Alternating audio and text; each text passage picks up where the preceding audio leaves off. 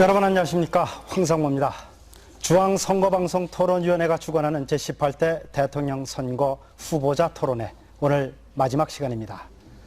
자, 대선이 이제 꼭 사흘 앞으로 다가왔습니다. 지금쯤은 자신이 선택할 후보자를 결정하신 분들도 계실 테고, 또 아직도 좀 더 지켜봐야 되겠다 하는 분들도 적지 않은 것 같습니다. 오늘 마지막 토론은 투표를 앞두고 있는 모든 유권자들에게 최종 선택을 위한 아주 유익한 시간이 될 것으로 생각을 합니다. 자, 오늘 이 자리에는 통합진보당의 이정희 후보가 갑작스럽게 사퇴하는 바람에 민주통합당 문재인 후보, 그리고 새누리당의 박근혜 후보 두 분만 나오셨습니다. 대통령 후보 선거 토론 사상 처음으로 이루어진 1대1 양자 토론인 만큼 심도 있는 토론을 기대합니다. 후보자의 좌석과 발언 순서는 사전에 추첨에 의해서 결정됐음을 다시 한번 말씀을 드리겠습니다. 그럼 먼저 토론 진행 방식에 대해 설명드립니다. 순서는 기조연설에 이어서 국가 비전에 대한 사회자 공통 질문을 드리고, 이어서 첫 번째 주제에 대해서 사회자 공통 질문 후 상호 토론과 자유 토론을 이어가겠습니다. 그리고 국민 공통 공모 질문 후 자유 토론, 다시 사회자 공통 질문 후 상호 토론과 자유 토론, 이렇게 두 차례씩 더 하고요. 마지막으로 마무리 발언, 이런 순서로 진행을 하도록 하겠습니다. 상호 토론은 지난 1, 2차 토론 때와 마찬가지로 발언 시간에 제한을 좀 두고요. 자유 토론은 주어진 시간 내에서 자유롭게 발언 시간을 쓰시면 되겠습니다. 자, 두 분 후보자님, 주어진 발언 시간 꼭 좀 지켜주시고요. 그리고 또 선정된 주제 범위 안에서 토론해 주실 것을 부탁드립니다. 선관위에서 특히 선거방송토론위원회에서 부탁을 드린 것이 비방이나 또는 허위사실 공표 등 위법한 발언은 삼가해달라, 이런 부탁이 있었습니다.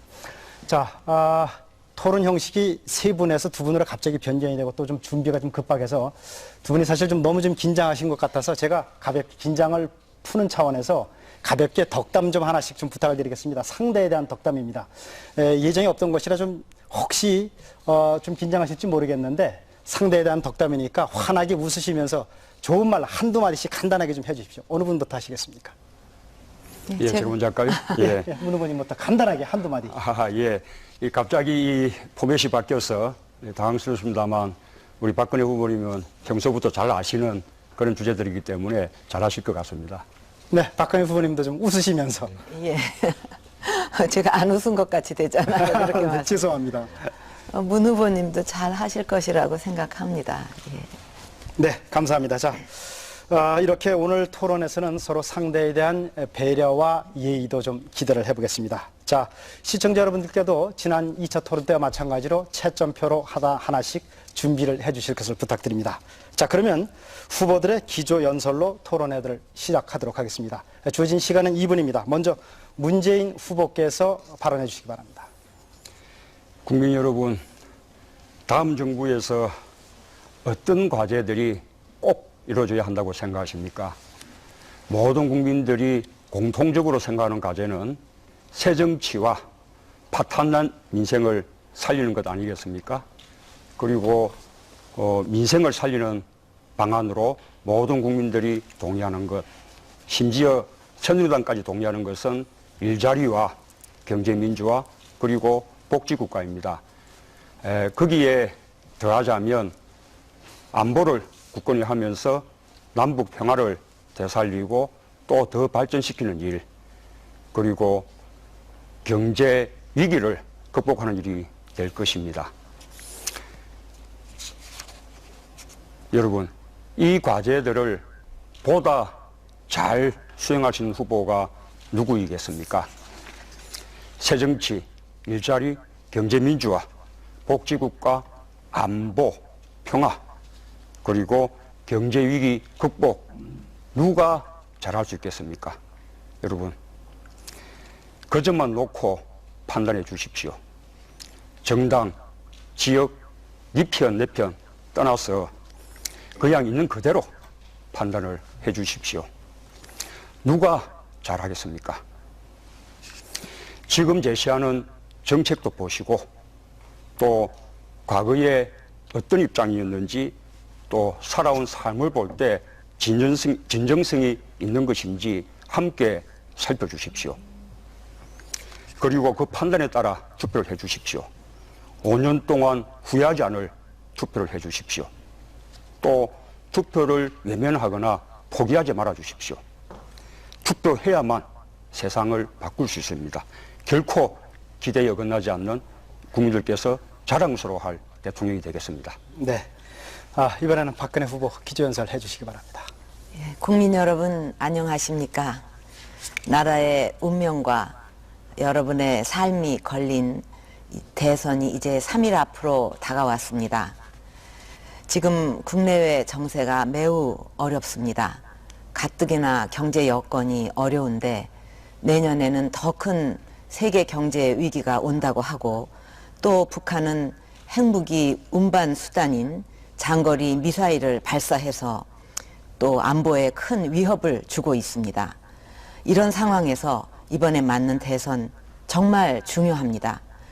실패한 과거로 돌아가느냐, 준비된 미래로 나아가느냐, 오직 여러분의 삶과 또 대한민국의 미래를 보고 선택해 주십시오. 제가 대통령이 된다면 국민과의 약속을 반드시 지키고 또 정권 교체를 뛰어넘는 시대 교체를 이루겠습니다. 최초의 여성 대통령으로서 국민 행복을 국정 운영의 중심에 놓고 모든 것을 국민의 삶에 초점을 맞추겠습니다. 각 세대와 각 계층이 안고 있는 문제들을 해결하고 또 중산층 복원을 최우선 과제로 삼아서 모두가 작은 행복이라도 나눌 수 있는 그런 사회를 만들겠습니다. 국민을 편가르거나 선동하지 않고 100% 대한민국이 될 수 있는 그런 건설에 저의 모든 것을 바치겠습니다. 저는 국민과의 약속을 지켜왔습니다. 대통령으로서 앞으로 5년 동안 실천으로 보여드리겠습니다. 감사합니다. 네, 이상 두 후보의 기조연설을 잘 들었습니다. 그러면 본격적인 정책 토론에 들어가기 앞서서 먼저 두 후보가 갖고 있는 국가 비전에 대한 그림을 좀 들어보도록 하겠습니다. 국가 비전 질문 사항은 공통으로 제가 드리고 역시 한 후보당 2분씩 답변을 드리도록 하겠습니다. 질문 드리겠습니다. 지금 우리에겐 어려운 서민 경제를 살리고 분열된 민심을 통합하면서 대한민국의 밝은 미래를 열어갈 비전을 제시하는 대통령이 필요한 시점입니다. 그래서 이번 대통령 선거에 대한 기대가 그 어느 때보다도 큰데요. 후보께서 대통령이 되신다면 향후 5년 임기 동안 어떤 방향으로 우리나라를 이끌어갈지 주요 비전을 제시해 주시고 어떻게 성공적으로 실현할 것인지를 말씀해 주시기 바랍니다. 자, 이번에는 박근혜 후보부터 먼저 발언을 듣겠습니다. 저는 그 국가의 발전과 또 국민의 행복이 함께 가는 그런 새로운 대한민국을 만들려고 합니다. 이를 위해서 국정 운영의 중심을 국가에서 국민으로 바꾸고 또 국정 운영의 최고 가치를 국민 행복에 두겠습니다. 그래서 어디에 살든 또 어떤 직업을 가졌든 누구나 국민이 행복한 미래에 대해서 꿈을 꿀 수가 있고 또 그 꿈을 이룰 수 있는 대한민국을 만들겠습니다. 그래서 저는 중산층의 재건을 가장 중요하게 생각하고 그것을 위해서 국민 행복 10대 약속을 발표했습니다. 그 중에서도 경제민주화, 복지, 일자리를 3대 핵심 과제로 삼았습니다. 첫째, 경제민주화를 통해서 공정하고 투명한 그 시장 경제 질서를 확립하겠다는 것이 저의 생각입니다. 그리고 불공정 거래를 바로잡고 골목 상권 이거 지키고 또 전통시장 활성화하고 또 중소기업의 경쟁력도 높여서 누구나 열심히 땀 흘려서 노력하면 그마탄 어떤 보람과 그 보상을 받을 수 있는 환경을 만들겠습니다. 그리고 둘째로는 늘지오 정책으로 일자리 문제를 해결하려고 합니다. 창조 경제로 좋은 일자리를 많이 만들고 근로자 정년을 60세로 올리고 또 해고 요건도 강화를 해서 지금의 일자리를 지키겠습니다. 그리고 비정규직 차별을 없애고 정규직으로 전환해서 일자리의 질도 높이겠습니다. 그리고 셋째로 생애 주기별 맞춤형 복지 제도를 확립하겠습니다. 필요한 시기에 필요한 사람에게 꼭 필요한 것을 지원하겠습니다. 그래서 그분들의 자립과 자활을 돕겠습니다. 그래서 이런 그 정책들의 최종 목표는 우리나라의 중산층을 70% 이상까지 끌어올리겠다는 것입니다. 네, 국가 비전에 대한 말씀 잘 들었고요. 이번에는 문재인 후보 순서입니다. 저는 우리에게 필요한 대통령상을 말씀드리겠습니다. 우리 정치가 안고 있는 모든 문제의 출발은 제왕적 대통령입니다. 헌법과 법률에 정해진 그런 권한만 행사하는 것이 아니라 무소불위 같은 초법적인 권한을 행사하는 제왕적 대통령입니다. 그 때문에 대통령이 어떤 사람인지에 따라서 나라의 품격이 달라집니다. 대통령이 도덕성이 없으면 권력 집단 전체가 비리판이 됩니다. 또 대통령이 국정을 사사롭게 운영하면 국가의 인사가 자기 멋대로 인사가 되고 맙니다. 심지어 인사권이 없는 언론, 금융, 공기업, 사기업까지 인사에 개입하고 자기 사람을 챙깁니다. 거기에 대통령의 권위주의와 불통까지 더해지면 나라 전체가 잘못될 수 있습니다. 나라가 거꾸로 갈 수 있습니다. 이명박 정부가 잘 보여주지 않았습니까? 국민들이 촛불로 호소해도 들으려는 마음가짐이 없었습니다. 4대 강사업 아무리 많은 국민들이 반대해도 막무가내였습니다. 저는 국민들과 소통하고 동행하는 대통령을 역설해 왔습니다. 선거 때 하는 말이 아니라 평생 그런 삶을 살아왔습니다. 국민들과 소통하고 동행하는 마음이 없으면 경제민주화도 복지국가도 또 통합의 정치도 불가능합니다. 새 정치, 새로운 시대라는 비전의 출발이 소통과 동행에 있다는 점을 다시 한번 강조해서 말씀드리고 싶습니다. 네, 두 분 후보자들로부터 국가 비전에 대한 말씀을 잘 들었습니다. 자, 그러면 지금부터 본격적인 토론에 들어가도록 하겠습니다. 진행 방식은 먼저 제가 공통 질문을 드리게 되면은 각각 먼저 답변을 해주시고 그 뒤에 따라서 상호 토론 또 뒤에는 또 자유 토론 이렇게 방식으로 진행하도록 하겠습니다. 먼저 공통 질문을 드리겠습니다. 우리나라는 영유아 보육의 어려움 등으로 출산율이 떨어지고 있습니다. 반면에 노인 인구는 급격히 늘어나서 미래 세대에게 큰 부담을 떠안기고 국가의 성장 잠재력을 떨어뜨리고 있어서 체계적인 대비책이 필요한 때입니다. 후보들께서는 저출산 고령화 사회에 대해 어떤 대비책을 갖고 계신지 예산 마련은 현실적으로 가능한지 구체적으로 말씀해 주시기 바랍니다. 답변 시간은 먼저 2분씩 답변 시간을 드리겠습니다. 먼저 문재인 후보 말씀하시죠. 예, 출산은 축복인데 지금 여성들은 출산 휴가를 받는 것이 아니라 출산 사표를 씁니다. 제 딸도 직장에 근무하다가 결혼과 출산 때문에 직장을 그만두었습니다.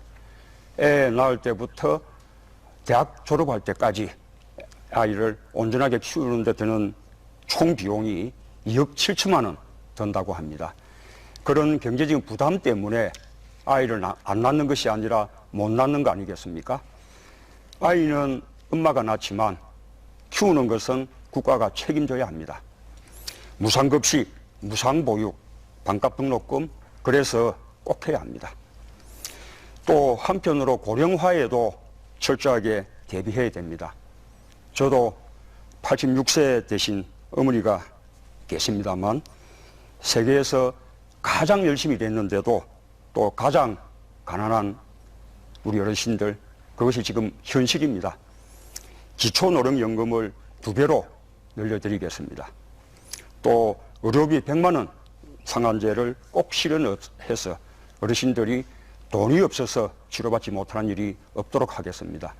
또 장기요양보험 대상을 늘려서 치매도 모두 치료받을 수 있도록 하겠습니다. 연간 39조 원의 재원이 필요합니다. 이 재원 조달 계획은 이미 다 밝힌 바가 있습니다. 첫째, 이명박 정부에서 이루어진 부자 감세를 처리하는 것으로 중심으로 삼겠습니다. 그리고 자본소득에 대한 소득세를 확대해 나가겠습니다.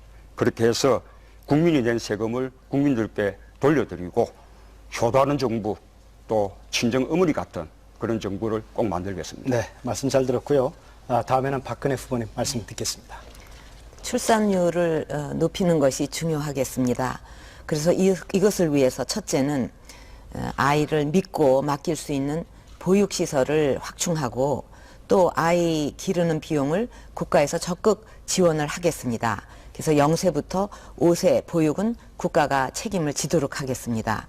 그리고 둘째로는 여성들이 마음 놓고 일할 수 있는 여건을 만드는 게 중요합니다. 임신 기간 중에 근로시간 그 단축제를 실시하고 또 한 달간 아빠의 그 유급 출산 휴가를 받을 수 있도록 하겠습니다. 그리고 교육비 부담을 덜어드리겠습니다. 고등학교까지 무상교육을 더 확대하고 또 대학 등록금 부담을 반으로 낮추겠습니다. 고령화와 대비해서는 첫째, 정년을 연장하고 노인 일자리를 확대하겠습니다. 저는 기초연금을 도입하려고 합니다.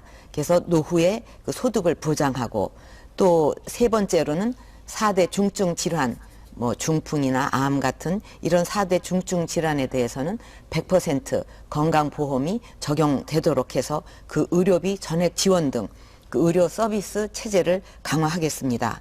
저는 공약 실천을 위해서 매년 27조 원씩 5년간 135조 원을 마련할 것입니다. 정부의 비효율적인 이런 씀씀이 이런 것을 줄여서 60%의 재원을 마련하고 세수 확대를 통해서 40%, 나머지 40%를 조달하겠습니다. 네, 말씀 잘 들었습니다. 자, 두 후보자의 저출산 고령화 대책에 대한 말씀을 쭉 들었는데요. 서로 상대방 발언에 대해서 질문이나 또 반론이 있을 겁니다. 그래서 상호 좀 심도 있는 토론으로 이어가도록 하겠습니다. 먼저 상호 토론 순서로 이어지도록 하겠습니다. 정해진 순서에 따라서 질문과 답변을 하고 여기에 따라서 또 재질문과 재답변까지 드리는 그런 시간을 드리도록 하겠습니다. 그 다음에는 순서를 바꿔서 다시 질문과 답변을 하고 또 재질문, 재답변을 하는 그런 순서로 가도록 하겠습니다. 질문은 매번 1분이고 답변은 1분 30초입니다. 공평한 순서니까 한 번만 돌아가 보시면 잘 아실 테고 지난번 하셨으니까 아마 숙지를 하고 계실 겁니다. 자, 그럼 순서에 따라서 문재인 후보가 먼저 박근혜 후보한테 질문하시죠. 지금 우리가 저출산 고령화 대책을 이야기하고 있는데요. 이 저출산 고령화 대책을 처음으로 국가적인 의제로 그렇게 삼은 것이 참여정부 때였거든요. 참여정부는 그 대책으로 고령화 및 미래사회위원회를 출범시키고 그리고 또 저출산 고령사회 기본법을 제정을 했습니다. 그리고 대통령을 위원장으로 하는 저출산 고령사회위원회를 설치해서 저출산 고령화 대책을 수립해 나갔습니다. 그런데 이명박 정부가 출범하면서 우리 박근혜 후보님도 공동 발의에 참여를 하셔서 이 새누리당 의원들이 저출산 고령사회위원회 폐지 법안을 제출을 했거든요. 반대 때문에 폐지는 되지 않았지만 그것이 보건복지부 소속으로 격하가 되지 않았습니까? 2011년도에 와서야 그것이 다시 대통령 직속으로 이렇게 복귀되는 법안이 통과가 됐는데 일단 질문은 지금 하겠다는 모순되지 않습니까? 어떻게 생각하십니까? 그 법을 갖다가 어떻게 했냐 하는 거에 대해서는 꼭 법이 저출산 고령화 문제를 해결하는 건 아니라고 생각합니다. 실제로 어느 정도로 우리 여성들이 일과 가정을 행복하게 양립을 할 수가 있고 또 아기를 키우고 하는데 어떤 큰 부담 없이 할 수 있느냐 하는 것을 잘 지원하는 것이 실질적으로 그 저출산을 막는 길이지 어떤 뭐 꼭 법안이 이렇다 하는 거가 큰 문제가 된다고는 생각하지 않습니다. 물론 어떤 의지를 보인다는 뜻에서 의미는 있을지 모르겠지만은 그리고 고령화 문제와 관련해서도 어떻게 하면은 우리 어르신들 노인층의 빈곤율이 OECD 국가 중에서도 아주 높거든요. 거의 한 3배가 될 정도로. 그러면 어떻게 소득을 보장해드리고 또 건강을 보호해드리고 일자리를 만들어 드리느냐, 이런 실질적인 것을 하는 것이 중요하다고 생각하고, 저는 이번 공약에서 그런 부분에 많은 그 정성을 쏟았습니다.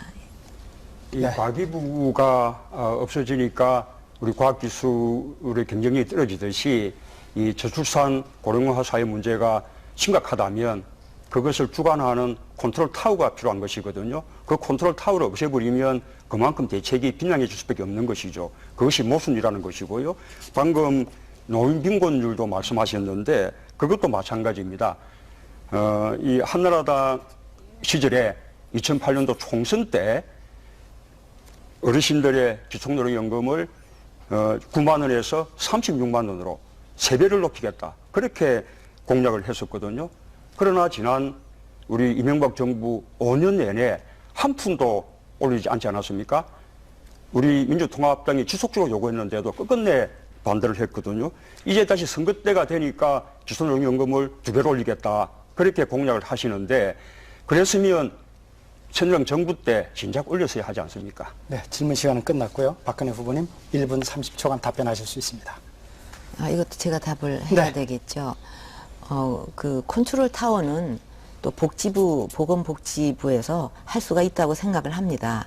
그리고 기초노령연금과 관련해가지고는 저도 그 당시에 이것을 한 2배 정도 올려야 되지 않느냐 그렇게 생각했는데, 지금은 그런 정도가 아니라 기초노령연금이 아니라 그것을 국민연금 체제에 아주 포함을 시켜서, 그렇게 되면 더 또 여러 가지 비용도 줄일 수가 있고, 또 기초연금은 모든 국민들에게 65세 모든 국민들에게 다 드릴 수가 있고, 그 위에 소득비례 연금으로 해서 어떤 생활이 될 수 있도록, 그거는 이제 국민연금을 낸 분들이 할 수 있는 거죠. 더 보탤 수가 있는 거죠.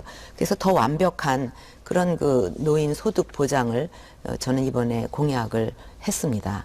저는 이거는 오래전부터 주장을 해온 거고 꼭 실시를 하려고 그랬는데, 이 기초연금에 대해서는 지난 정부에서 제가 보건복지위에서 이렇게 뭐 좀 주장을 하고 그래도 또 잘 안 됐습니다. 그래서 뜻을 이루지 못한 건데, 이번에 제가 국민의 선택을 받으면 꼭 이것은 실행하려고 합니다.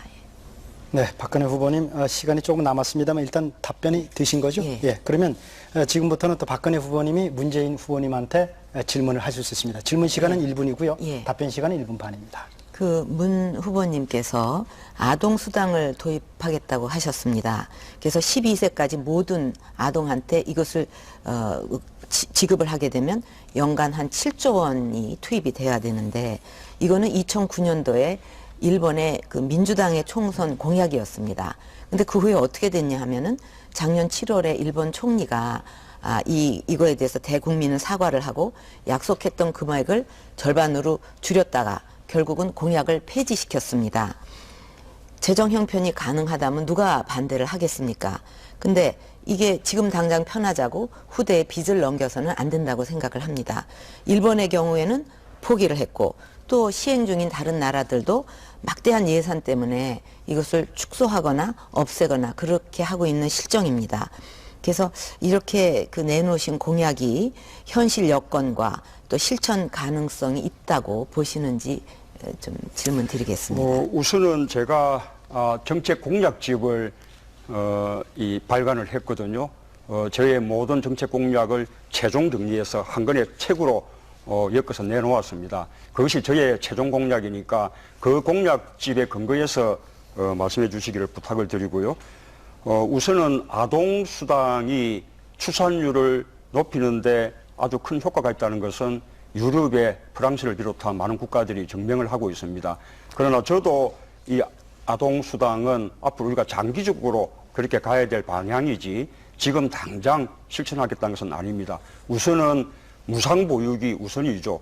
무상보육이 완전히 구현이 되면 그 다음 단계로 아동수당으로 발전시켜 나가겠다는 뜻을 말씀드렸던 것이고, 저의 정책 공약집에도 그렇게 되어 있다는 말씀을 드립니다. 아직 우리가 무상보육조차도 정착되어 있지 않지 않습니까? 우리가 5세까지의 무상보육에 대해서 지금은 공약이 일치를 합니다만 작년까지만 해도 아닙니다. 금년만 해도 또 작년만 해도 무상보육 자체를 이명박 정부가 계속 반대하지 않았습니까? 예, 그래서 무상보육 하는 것이 우선이다.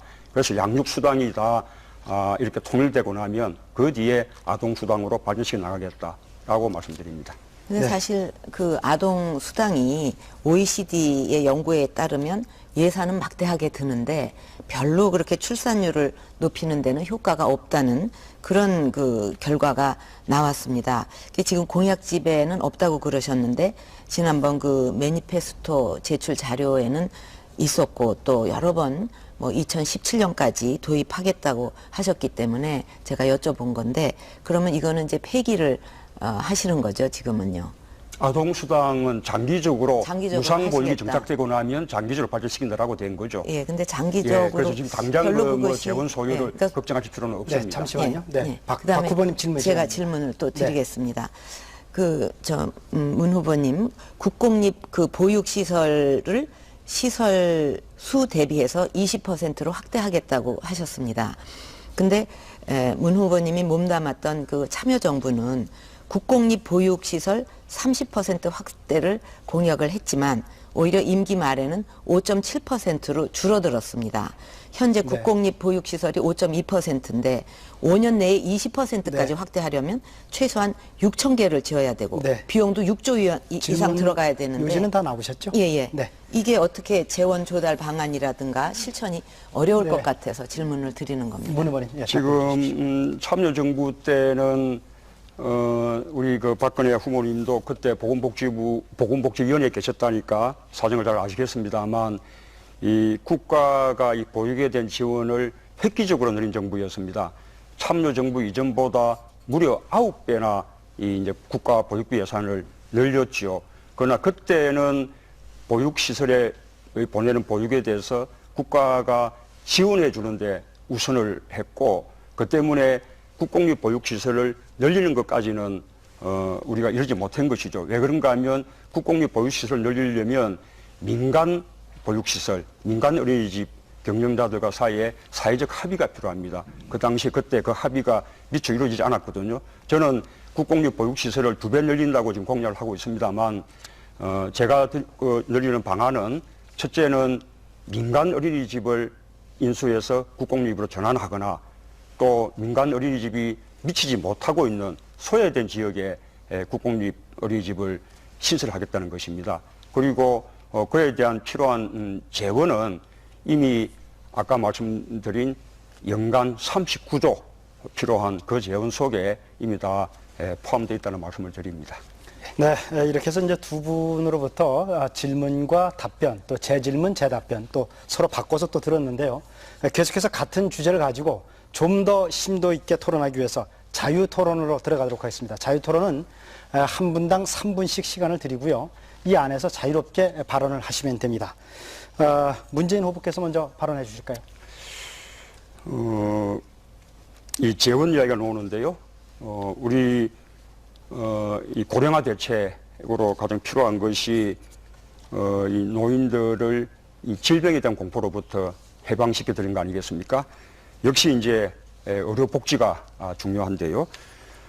지금 우리 박근혜 후보님께서는 4대 중증 질환 정부 국가가 책임지겠다. 그러면서 그에 대한 이 재정 소요를 연간 1조 5천억 원을 제시하고 있거든요. 그렇죠? 예. 예, 그런데 저희가 건강보험공단으로부터 자료를 받아보니까 작년 한 해 동안 4대 중증 질환 가운데 암 환자가 부담한 의료비만 해도 1조 5천억 원입니다.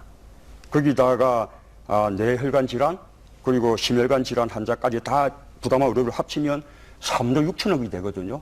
어떻게 1조 5천억 원으로 4대 중증 질환 해결이 가능하겠습니까? 그러니까 이미 그 건강보험에 그 적용이 되고 있고 또 그 되지 않는 그 비급여 부분에 대해서 더 지원을 하게 되면 그렇게 많이 재정이 소요되는 것이 아닙니다.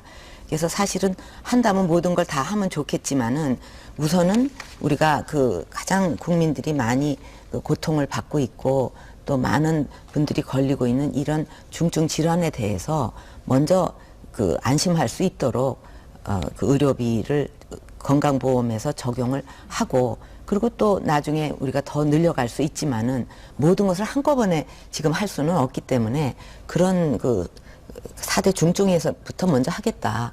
지금 민주당 경우는 뭐 무상 의료 이렇게 얘기를 하는데 그거야말로 정말 책임을 질 수 없는 엄청난 재정이 소요되는 거거든요. 그래서 어떻게 보면 그거는 저는 너무 무책임한 정책이라고 생각을 합니다. 그래서 중증 그런 질환에 대해서 먼저 집중적으로 하고 제가 묻는 것은 1조 5천억 원으로 4대 중증 질환 다 책임질 수 있냐는 겁니다.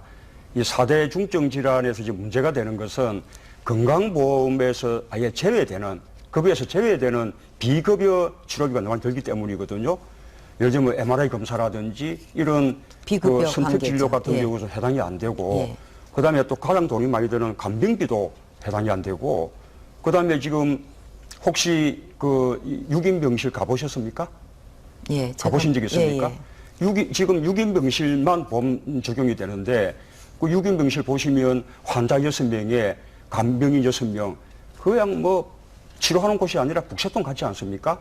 적어도 4인 병실 정도는 돼야 되는데 이런 것까지 다 이 보험급여화를 해야만 전액 책임지는 것이거든요. 그렇게 하시겠습니까?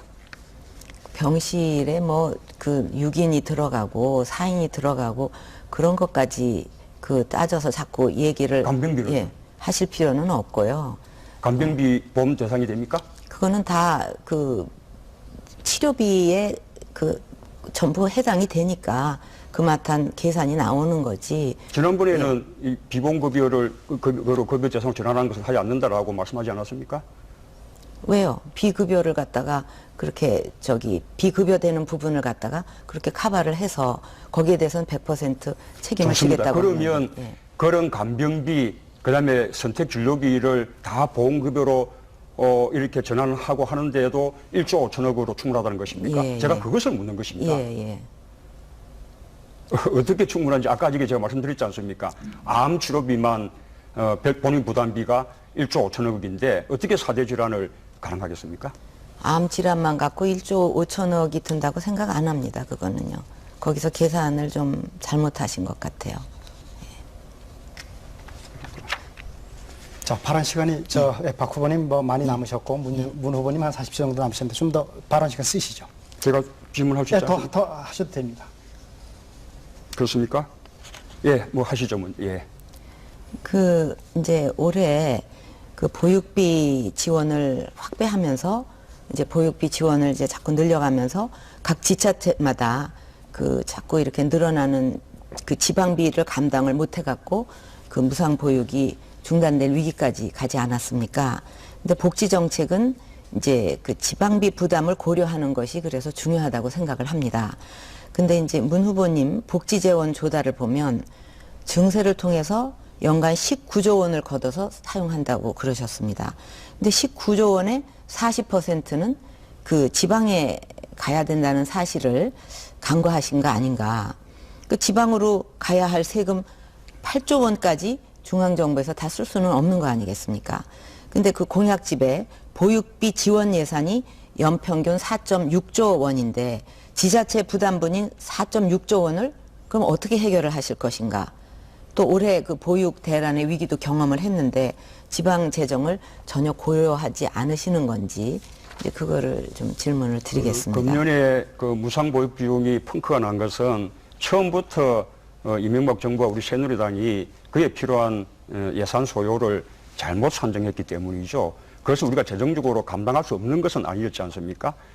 저는 제가 말씀드린 부분은 이 총 연간 39조 이 부분은 꼼꼼하게 지금 오히려 박근혜 후보님이야말로 항목별로 소요 재원을 밝히지 않고 전체적으로 뭐 행복한 삶을 위해서 얼마, 뭐를 위해서 얼마 이렇게 그룹으로 뭉텅뭉텅 추정을 했는데 저는 하나하나 꼼꼼하게 항목별로 예산을 이렇게 제시를 했으니까 살펴보시기 바랍니다. 근데 어쨌든 지방에다가 이렇게 줘야 될 것까지 다 중앙에서 쓰셔야만 그 재원이 마련이 되는데 어떻게 그거를 하실 것인지에 대해서는 답을 안 하셨습니다. 예, 여기까지 듣도록 하겠습니다. 후보 간 자유토론 잘 들었는데요. 이제 처음 해보셨기 때문에 상호 토론이 있고 이제 자유 토론이 이렇게 진행된다는 걸 두 후보님께서 좀 숙지를 하시고 다음에 또 이런 형식이 계속 반복되니까 잘 이용해 주시기 바랍니다. 자, 이번에는 국민 질문 시간입니다. 18대 대선 후보자 토론회와 관련해서 총 19,700여 건의 질문이 공모됐습니다. 질문 공모에 참여해 주신 국민 여러분께 진심으로 감사를 드리고요. 오늘 토론 분야 중 교육 관련 질문이 가장 많이 들어왔는데요. 대표 질문에 선정된 서울에 사는 이성희 씨가 보내온 질문을 후보분들께 드리도록 하겠습니다. 자, 질문입니다. 우리나라의 교육열은 경제 성장의 원동력이라고 할 수 있습니다. 하지만 대학 서열화와 학벌주의로 인한 입시 위주의 경쟁 교육으로 공교육은 붕괴되고 사교육이 기성을 부리고 있는데요. 이러한 현상은 가계 경제에 부담이 되면 물론이고 교육 양극화와 학교 폭력과 같은 사회 병리 현상으로 이어지고 있습니다. 이러한 문제들을 해결하기 위한 교육제도 개선 방향과 교육 공약을 구체적으로 제시해 주시기 바랍니다. 자, 그럼 이번엔 순서에 따라서 박근혜 후보부터 2분간 답변해 주시기 바랍니다. 예, 저는 이제 교육은 그 학습을 통해서 개개인의 자아 실현을 도와주는데 궁극적인 목표가 있다고 생각을 하고 있습니다. 저마다 다 각기 다른 끼와 소질을 타고나는데 그 꿈을 찾아가도록 이끌어 주는 것이 교육의 기본 방향이 되어야 된다고 봅니다. 이것을 위해서 그 지나친 경쟁 또 입시 위주의 그 입시 위주로 변질된 우리 교육을 꿈과 끼를 살려주는 그런 그 행복 교육으로 바꿔야 되는 게 중요하다고 봅니다. 그래서 3가지 방향에서 교육 정책을 추진하겠습니다. 첫째로는 학생의 꿈과 끼를 살려내는 교육으로 공교육을 정상화시키겠습니다. 그리고 예체능 교육을 강화하겠습니다. 중학교에서 그 진로 탐색의 기회를 제공하기 위해서 시험이 없는 자유학기제를 도입하겠습니다. 둘째로는 사교육을 획기적으로 줄이겠습니다. 특별법을 제정해서 선행학습을 실질적으로 금지를 시키겠습니다. 그리고 대입 전형 요소를 단순화해서 학생부, 논술, 수능 중에 하나만 잘해도 대학에 갈 수 있는 그런 체제를 구축하겠습니다. 그리고 셋째로는 학벌 사회를 타파할 수 있는 인프라를 구축하겠습니다. 직무능력 평가제를 도입해서 학력과 학벌이 아니라 능력으로 평가받는 그런 사회를 만들겠습니다. 네, 30초 남았는데 다 되셨습니까? 네, 좋습니다. 문재인 후보 말씀하시죠. 예, 지난 5년 동안 새누리당 정권은 우리 교육을 완전히 망쳐놓았습니다. 지나친 교육, 경쟁교육, 그리고 이 고교 서열화 이런 것 때문에 유치원까지 선행학습을 하게 만들었습니다. 그리고 학생 1인당 사교육비가 24만 원 이렇게 들게끔 해서 가계에 주름살을 주었습니다. 지금 우리 초등학생들도 제발 밥 좀 먹자, 잠 좀 자게 해달라 이렇게 아우성치고 있는 현실입니다. 뿐만 아니라 이렇게 사교육비가 늘어났기 때문에 개천에서 용이 날 수 없는 세상이 됐다. 이 신분이나 가난이 대물림되는 세상이 됐다라는 것도 큰 문제입니다.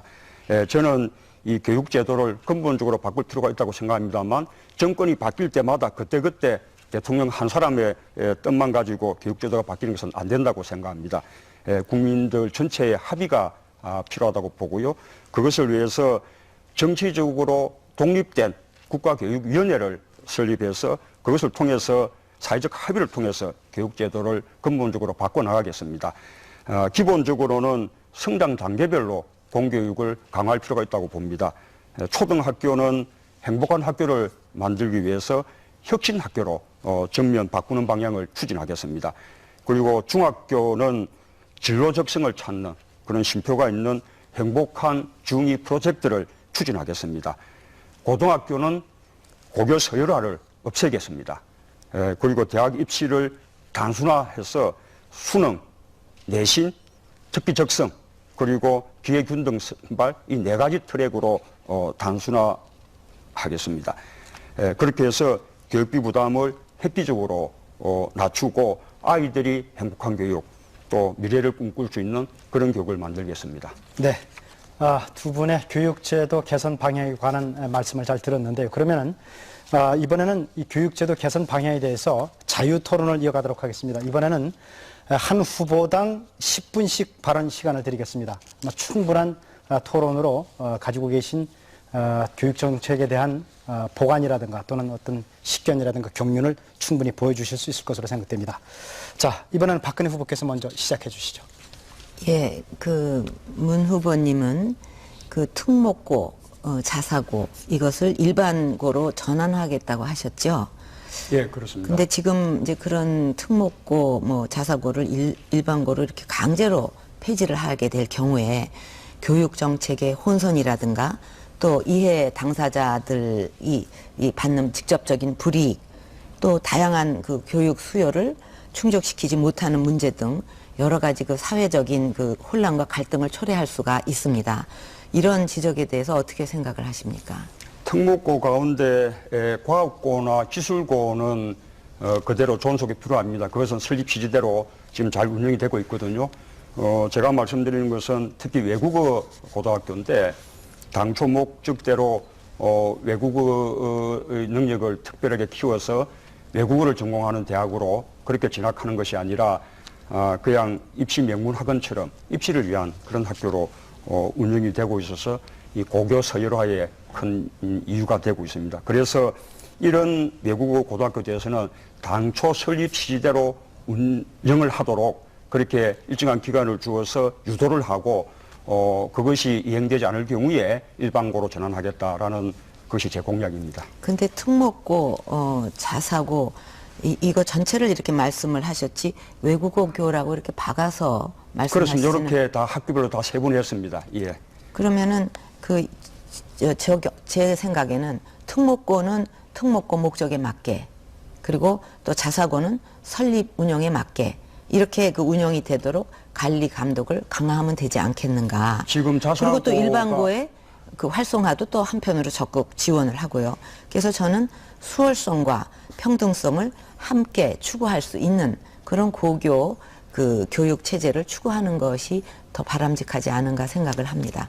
목적에 맞게. 지금 자사고의 등록금이 대학 등록금보다 오히려 많은 실정, 대학 등록금이 3배에 달하는 그런 자사고도 있다는 거 알고 계십니까? 문제지 않습니까?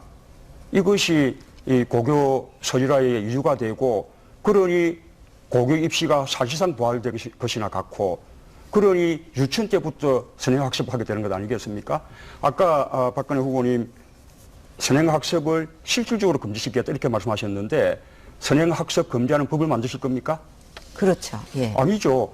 우리가 박근혜 후보님의 공약을 보면 대학 입시 출제를 교과 범위 내에 수업만 출제되게끔 그렇게 법으로 정함으로써 그럼으로써 과외가 필요 없게끔 선행학습을 할 필요가 없게끔 그렇게 만들겠다는 거 아닙니까? 그래도 선행학습을 할 수도 있지 않습니까? 그거에 대해서 뭔가 철저하게 감독을 하고 또 그렇게 계속 그런 게 반복이 될 적에는 뭔가 어떤 지원이라든가 이런 것을 좀 감해서라도 어떤 징벌이 필요하다. 그래서 확실하게 선행학습을 금지하는 법을 만들겠다는 것입니까?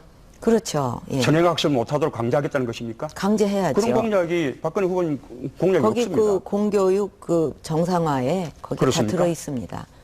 제 공약을 자세하게 보시면 전체는 공교육을 정상화하는 데 들어 있지만 거기에 핵심적인 과제들에서 다 들어 있습니다. 그거야 돌아가면 바로 검증이 되니까요. 제가 계속해서 질문을 드려야 자유롭게 되죠. 쓰셔도 됩니다. 예. 네. 총 발언 시간이 10분이니까 예. 그 안에서 자유롭게 쓰십시오. 그리고 또 문 후보님은 전교조하고 깊은 유대 관계를 갖고 오셨죠. 그동안에 또 과거에 전교조 해직교사 변호도 많이 맡으셨고 또 이번에 선대위에 전교조 출신 인사들이 요직에 참여하고 있습니다. 그리고 이번에 서울시 교육감 후보로 출마한 전교조 위원장 출신 이수호 후보하고 지난 8일에 광화문 광장에서 또 함께 손잡고 지지도 호소하셨고요. 근데 문 후보님은 교육에 대해서 어떤 가치관을 갖고 계십니까? 그러니까 정교조하고의 긴밀한 유대 관계도 앞으로 계속 이어가실 것인지요? 지금 정교조하고 관계가 무슨 특별한 문제가 됩니까? 오히려 지금 박근혜 후보님의 질문 취지를 보면 뭔가 정교조는 함께해서는 안 될 세력, 뭔가 불순한 세력이라는 뜻이 내포되어 있는 것 같은데 그야말로 교육을 이념적으로 편가르게 하시는 거 아닙니까? 지금 박근혜 후보님 늘 국민 통합 말씀하시는데 정교조는 상대해서는 안 된다. 당신 정교조하고 관계 있으니 뭔가 조금 수상하지 않냐. 예, 제가 거기에 대해서 말씀을 드리겠어요.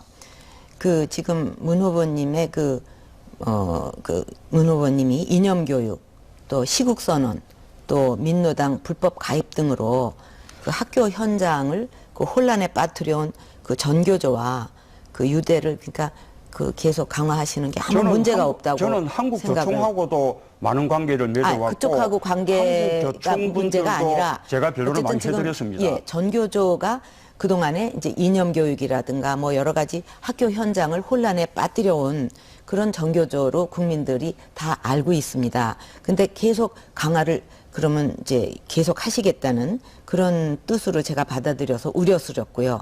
저는 정교조가 근본적으로 바뀌어야 된다고 생각을 합니다. 다시 말해서 이념 편향적인 그런 정치 교육을 그 중단하고 처음에 출범했을 때의 그 순수한 참교육 정신으로 그렇습니다. 돌아가야 된다. 정교조, 아이들이 교육 정교조가 하는 현장에서 참교육, 정치에 휘둘려서는 안 된다고 생각을 합니다. 그럼 정교조가 하고 했던 참교육과 촌지 건절 같은 그 교직에서의 그 어떤 부정 비리 건절 이런 것도 부정하시는 겁니까? 처음에 그렇게 참교육을 그렇죠. 하겠다는 그 정신으로 돌아가야지 변질이 됐다는 말씀을 저는 그렇습니다. 드리는 겁니다. 저도 그런 그 부분은 변질이 찬성하고 된 전교조에 대해서 아무런 그 어떤 그 잘못됐다든가 이런 걸 생각 안 하시고 계속 그냥 그 이어가시겠다, 그 유대를 강화해 가시겠다 하면은 거기에 동조하시는 거 아닙니까? 그래서 그 점이 우려스럽다는 거죠, 제가. 한국교총이나 가리지 않습니다. 그분들 가운데 옳은 주장은 저도 공감하는 것이고 지나치게 이념적인 부분이 있다면 저는 찬동하지 않습니다. 그런데 지금 박근혜 후보님의 그 정교조를 일률적으로 상대해서는 안 된다는 식의 말씀은 정말로 이념적이라고 저는 생각하고요. 박 후보님은 왜 정교조하고 관계를 맺지 않습니까? 아니, 정교조의 처음에 참교육에 대해서는 저도 그 잘한 일이라고 생각합니다. 근데 그게 변질이 돼서 그동안에 학교 현장을 혼란에 빠뜨린 거에 대해서 별로 그렇게 우려스럽게 생각을 안 하시는 것 같아서 그러니까 지난번에도 전교조 그 위원장 출신 후보하고도 지지를 같이 참여정부 때도 나이스 문제 때문에 정부가 정교조하고 갈등을 빚고 정교조의 요구를 그대로 수용하지 않고 나이스를 끝까지 교육정보 그 시스템 끝까지 도입하지 않았습니까? 옳은 주장은 받아들이는 것이고 옳지 않은 주장은 받을 수가 없는 것이죠. 예, 그렇게 말씀을 하시는데 지금 처음에 그 전교조가 갖고 있었던 그 교육적 가치라든가 좀 참신하게 출발한 그 부분을 제가 지적하는 게 아니고 그 후에 여러 가지 문제를 일으키는 부분에 대해서도 전혀 그 지적을 안 하시고 그대로 유대를 강화하시겠다는 것은 자, 이제 지금 제가 질문할 제 질문에 답할 시간이 없을지 오시면 곤란하니까요. 그 의문을 가질 수가 예, 밖에 없다 이런 말씀. 잠시만요. 제가 다시 한번 설명을 드리겠습니다. 문 후보님은 아직도 시간이 6분 한 20여 초 남으셨고 박근혜 후보님은 조금만 있으셔서 5분 한 10여 초 정도 남았습니다. 시간을 적절히 나눠서 효율적으로 쓰시는 것이 훨씬 본인한테도 유리합니다. 그러니까 다 써버리시면 제가 질문을 할 수가 없지 않습니까? 네, 그러니까 하여튼 시간이 아직 많이 남아 있으니까 적당히 발언하시죠. 우리 이제 박근혜 후보님도 반값 등록금 공략하지 않습니까? 저도 이 반값 등록금을 공략하고 있는데요. 그러나 말은 같지만 내용은 좀 다른 것 같습니다.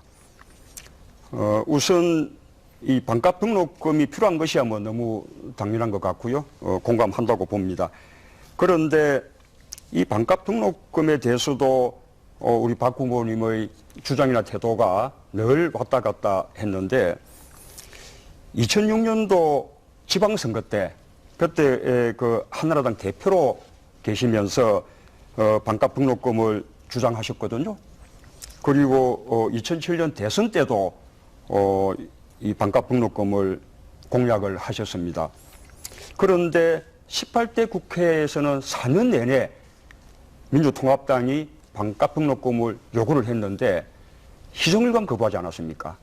그리고 작년에 그 강연하면서도 박원순 시장의 반값 등록금에 대해서 포퓰리즘이다 그렇게 비판을 하셨고요. 그런데 지금 또 선거 때가 되니까 다시 이제 반값 등록금 하겠다 이렇게 나섰거든요. 그렇다면 지난 4년 동안 반값 등록금을 하지 않은 것은 5년 동안 하지 않은 것은 잘못된 것은 맞습니까? 반값 등록금에 대해서 이 정부도 약속을 하고서 실행이 안 된 거는 잘못된 거라고 생각을 합니다. 근데 제가 반값 등록금, 그러니까 등록금의 부담을 반으로 어쨌든 낮춰야 된다는 것은 제가 2006년부터 계속 주장을 했던 거고 그것을 거부하거나 반대한 적은 없어요. 반값 등록금 갖고 논란이 국회에서 벌어지고 사회적으로 논란이 됐을 때도 저는 지금 이 학생들한테 너무 부담이 크다. 그러니까 이거를 어떻게든지 그 부담을 줄여줘야 된다는데 제가 자꾸 힘을 실어가지고 얘기를 했지 이 반값 등록금을 반대한 적은 없습니다. 예. 그렇다면 민주통합당 의원들이 낸 반값 등록금 법안 우리 박근혜 후보님과 말하자면 친박계 의원님들만 찬성하셔도 통과가 됐을 거 아닙니까? 늘 그냥 반대하시지 않았습니까? 근데 반값 등록금도 지금 문 후보님이 주장하시는 거하고 저가 주장하는 반값 등록금하고 다릅니다. 내용이요. 근데 저는 그 지금 주장하시는 반값 등록금까지 모든 학생들을 똑같이 반값으로 이렇게 한다 하는 거는 저는 좀 문제가 있다고 보고 그렇다면 그때 수정법이라도 내시면 되죠? 그렇게 생각을 합니다. 예.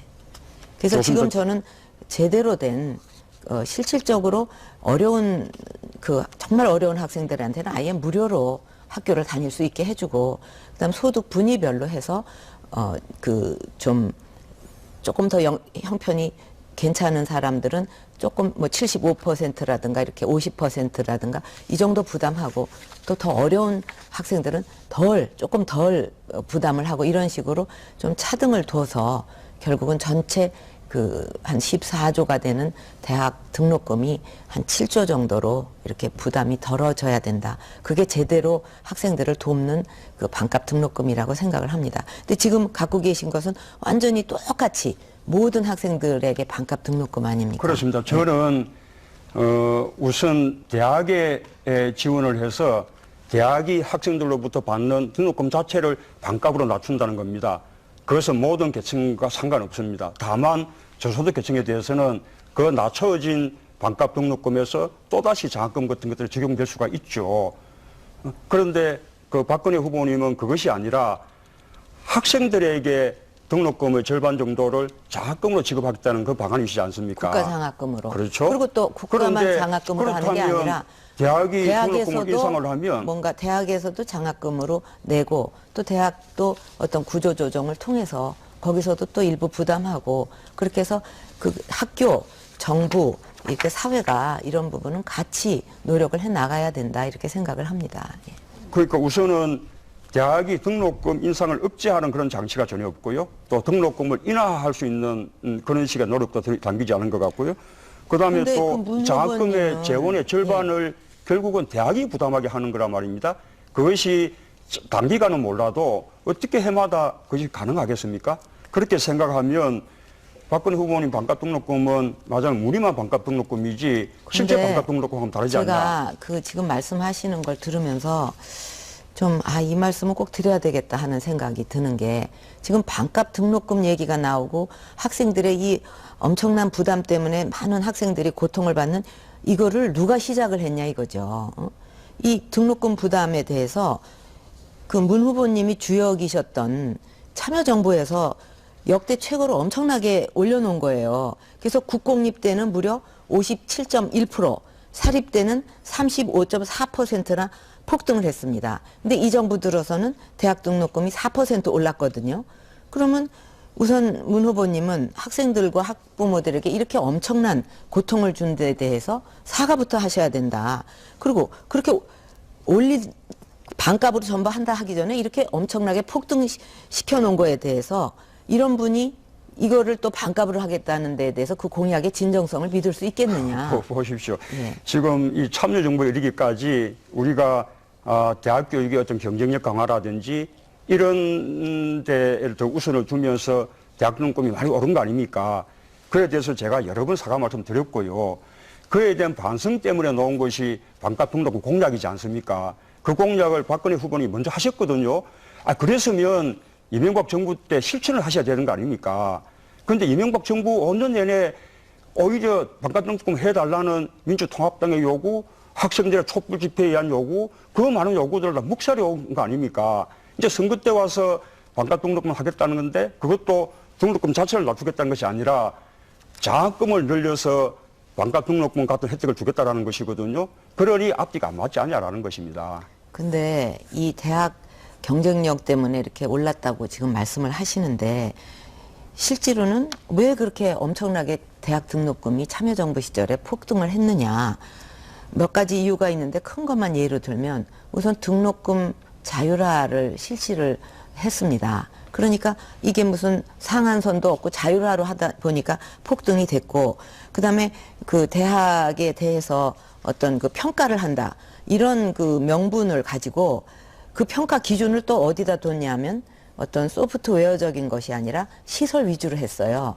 그러니까 얼마나 뭐 시설을 잘 짓고 건물을 잘 짓고 이런 거 위주로 하다 보니까 그냥 어떤 곳은 막 그냥 호텔 같이도 짓고 그러니 돈이 얼마나 많이 들어가겠어요. 그런 것 때문에 결국은 그 폭등을 한 겁니다. 그 시절에. 그게 경쟁력을 올리는 거하고 무슨 관계가 있나요? 그렇게 사학들이 등록금을 함부로 올리고 등록금을 그 전용하는 것을 막기 위해서 사학부 개정을 하자고 했던 거 아닙니까? 아니, 지금 그러나 제가 박근혜 후보님이 말씀드린 거는 사학부 개정에 대해서 아니 갑자기 왜 사학법 개정이 나와요?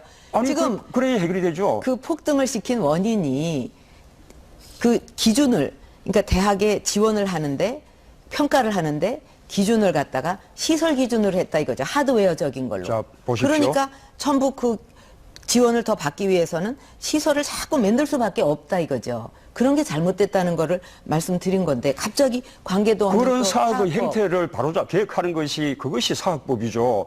그거하고 직접 관계가 되는 건 아니고 지금 사학법에 대해서 또 얘기를 하시니까 또 제가 말씀을 드려야 아니 되는데. 잠시만요. 예. 어쨌든 사학법에 대해서 박근혜 후보님 그 당시에 53일간 국회에 들어오지 않는 이른바 장애투쟁으로 사학법을 다시 재개정해가지고 사학에 대한 통제를 할 수 없게 만든 거 아닙니까? 하나만 더 말씀드리면요.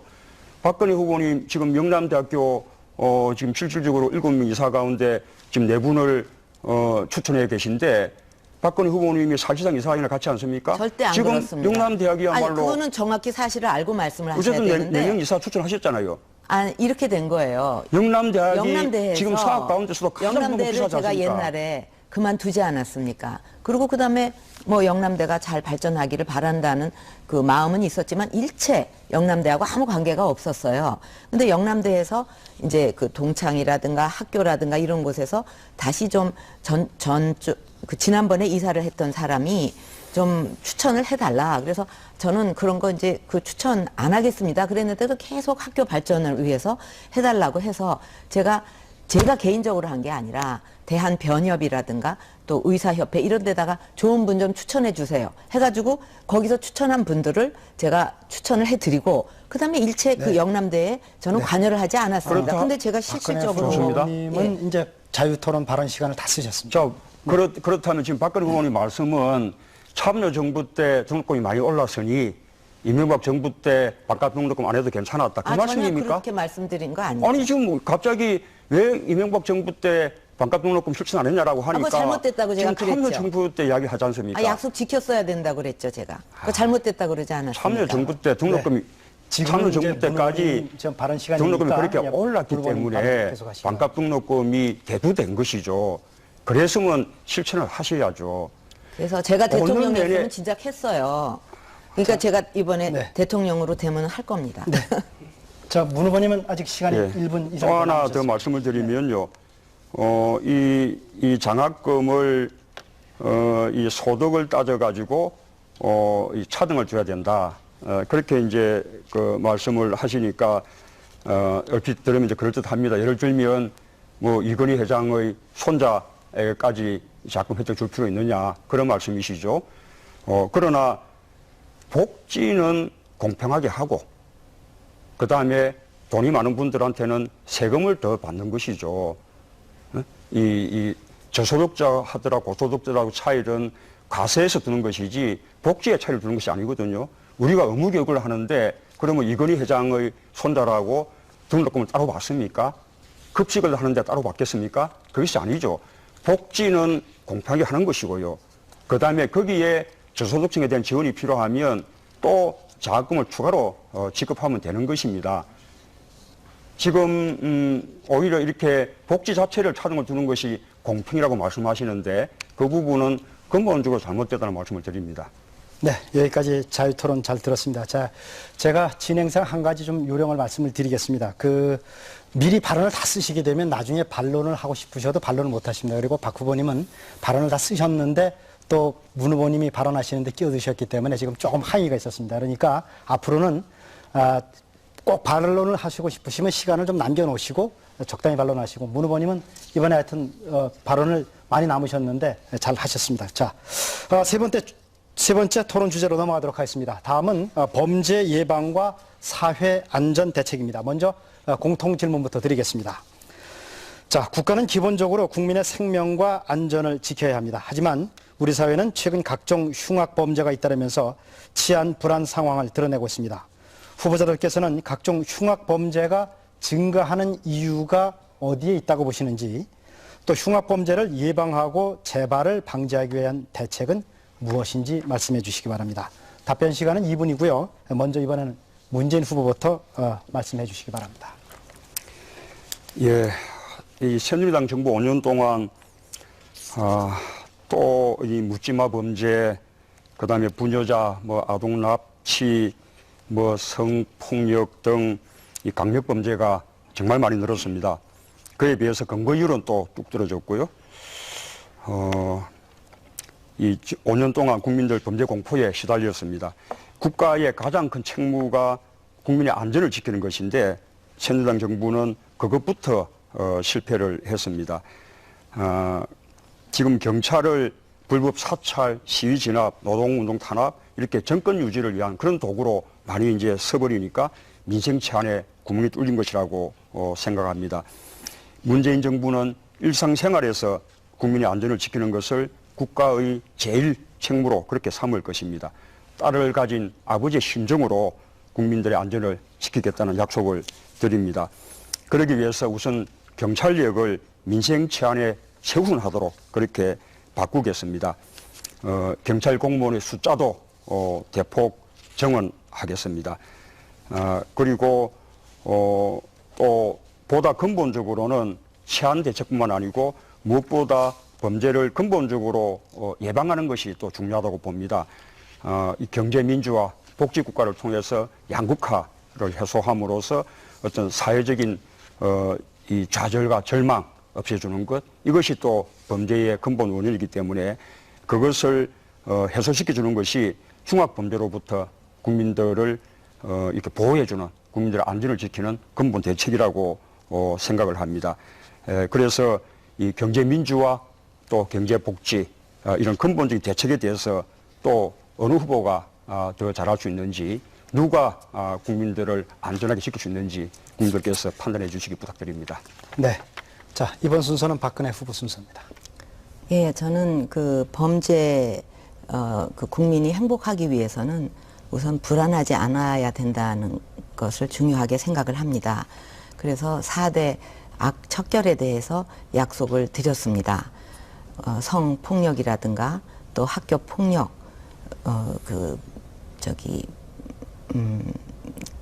불량식품이라든가 또 가정 파괴범, 이런 국민들을 아주 불안하게 만드는 4대 악에 대해서는 반드시 확고하게 뿌리를 뽑겠다. 그런 각오이고 또 그렇게 꼭 해 나갈 것입니다. 그리고 이제 경찰력 부족이라든가 또 경찰 사기 저하 이런 것도 어떤 이런 폭력이 난무하는 데에 어떤 원인이 되고 있다. 그래서 저는 부족한 경찰 인력을 2만 명 증원하고 또 경찰 한 명당 보호해야 되는 국민의 숫자도 선진국 수준으로 한 400명 수준으로 이렇게 그 맞춰서 그 시한을 강화할 그런 계획을 가지고 있습니다.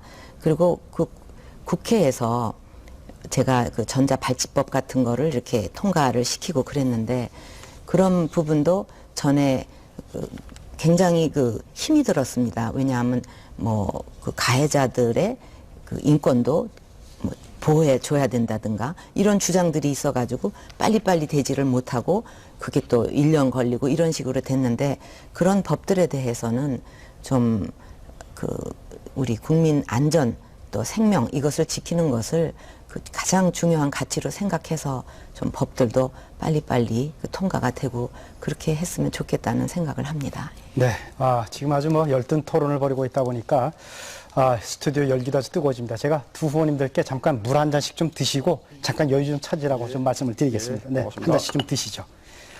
자, 한 잔씩 드시면서 들어주시기 바랍니다. 이번에도 저 두 분께서 각각 답변을 하셨으니까 상호 토론을 먼저 가고 그 다음에 또 자유 토론으로 가도록 하겠습니다. 정해진 순서에 따라서 문재인 후보께서 먼저 박근혜 후보에게 질문을 해주시는데 질문이 2번 있고요. 답변 2번 있고 또 순서를 바꿉니다. 질문은 1분씩, 답변은 1분 반씩입니다. 시작하시죠. 예, 이번에 우리 국회에서는 참 좋은 일이 있었습니다.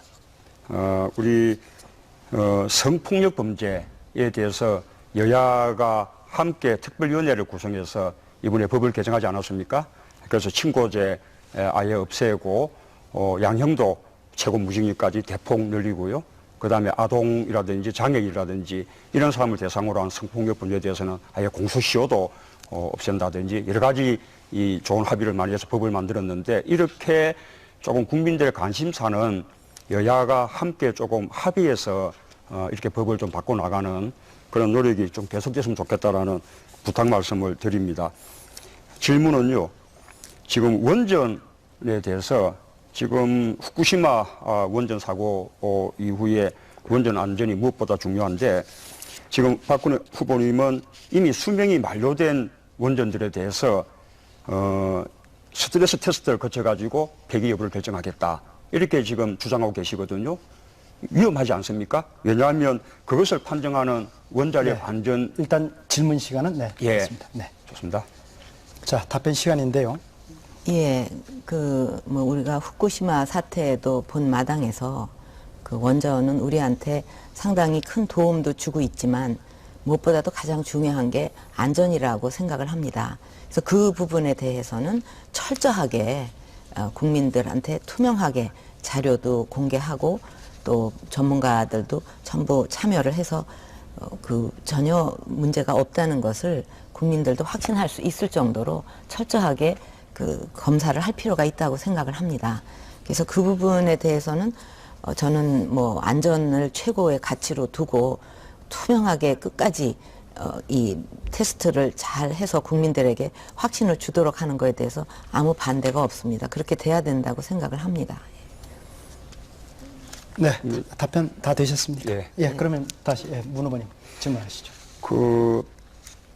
이 우선 원자력 안전위원회라는 게 지금까지 늘 보면 늘 안전하다. 그만 해왔지 않습니까? 투명한 심사라는 걸 기대할 수 있느냐라고 의심이 들고요. 또 하나는 설계 수명이라는 것이 그 이후에는 아무래도 위험하다라는 게 전제되어 있지 않겠습니까? 그것을 안전하다고 판단해가지고 무리하게 가동하다가 혹시 만에 하나 사고라도 나게 되면 엄청난 재앙이거든요. 지금 고려 1호기만 하더라도 30km 반경 내에 부산시청, 울산시청, 양산시청이 있고 320만 명 인구가 살고 있거든요. 엄청난 재앙이 이런 걸 생각한다면 설계 수명이 만료되면 일단 가동은 그냥 끝내는 것이 옳지 않겠습니까? 네. 질문 되셨죠? 제가 잠깐 시청자들께 말씀을 드리겠습니다. 지금 범죄 예방과 사회 안전 대책인데 왜 문 후보님께서 원자력 발전소 얘기를 하시냐는 얘기가 잠깐 있었는데 제 지금 귀로 들었습니다. 네, 사회 안전 범주이기 때문에 너른 범주로 이해하고 그냥 통과하자는 선거방송 토론위원회에서 주문이 있었습니다. 그래서 진행을 계속하도록 하겠습니다. 예. 그러니까 수명이 끝나면 거기서 중지하는 게 좋지 않겠느냐 지금 그렇게 말씀을 하셨죠. 근데 무조건 중지를 하는 것보다도 한번 그 테스트를 해서 그 투명하게 한번 하고 그다음에 여기서 안전에 조금이라도 문제가 있다고 하면은 그 중지를 하는 것도 방법이지 무조건 어쨌든 물론 수명이 있다는 것은 그만큼 하라 거기서 그치라는 거지만은 일단은 좀 한번 더 검토를 해볼 필요가 있다. 이렇게 계속 가동 이후에 설계 수명 이후에 연장 이후에 얼마나 많은 사고가 생기고 있습니까? 그래서 저는 그 문제에 대해서는 제가 만약에 그 대통령이라면은요, 그 확실하게 할 겁니다. 조금이라도 문제가 또 발생이 됐다. 그러면 거기에 대해서 정지를 하고 확실하게 다 조사가 끝나서 안심을 할 때까지는 절대로 하면 안 된다 하는 걸 저는 확고하게 할 거예요. 이미 발생했던데요? 문 후보님 잠깐만요. 지금은 상호 토론 시간이기 때문에 나중에 자유 토론 시간에서 그렇게 답변을 해주시고요. 박근혜 후보님 아직 시간이 더 남았습니다. 답변하실 시간이 더 있는데 다 쓰셨습니까? 괜찮습니까? 예, 지금 자유 토론. 아직은 상호 토론 순서였습니다. 예, 예. 네, 그러면 답변이 되신 걸로 알고 역시 지금도 상호 토론 순서입니다. 이번에는 바꿔서 박근혜 후보님께서 문재인 후보님께 범죄 예방과 사회 안전 대책에 대해서 두 차례 질문할 수 있습니다. 먼저 1분간 질문해 주시고 문 후보님이 1분 반 답변해 주시기 바랍니다. 예, 이것도 어떻게 보면 이제 그 안전하고 관계가 있다. 우리 국민들의 안전과 관계가 있다고 생각을 해서 질문을 드리겠습니다. 이제 문 후보님은 스스로 인권 변호사라고 말씀하신 걸로 알고 있습니다. 그래서 우리 국민의 인권뿐 아니라 또 우리 선장과 선원들을 잔인하게 살해했던 페스카마호 조선족 선원들까지 변호하실 정도로 인권 의식이 높으신 것으로 들었습니다. 근데 이번에 이제 국정원 그 여직원 사태에서 발생한 그 여성 인권 침해에 대해서 한마디도 지금 말씀도 없으시고 또 사과도 하지 않으셨습니다. 근데 실제로 그 여직원이 댓글을 달았느냐, 뭐 그것도 하나 어떤 증거가 없다고 나왔지만 그건 우선 뒤로 넘겨놓다 하더라도 집 주소를 알아내기 위해서 고의로 그 성폭행범들이나 쓰는 수법으로 그 차를 네. 받아가지고. 네, 박근혜 후보님 예. 일단 질문 시간은 예, 예. 끝났습니다. 답변하시죠. 근데 지금 박근혜 후보님 지금 말씀은 정말로 조금 안타깝기도 하고 좀 유감스럽기도 합니다. 그 사건은 지금 수사 중인 사건이거든요. 지금 박근혜 후보님은 이 국정원 여직원을 감금했다, 인권을 유린했다 이렇게 말씀하시는데 왜 국정원 여직원을 변호하시는 겁니까?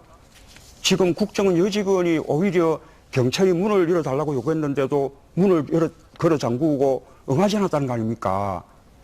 그러고 그 사이에 증거인멸을 다 했다는 의혹을 받고 있지 않습니까? 그 사건 수사 결과 지켜보셔야죠.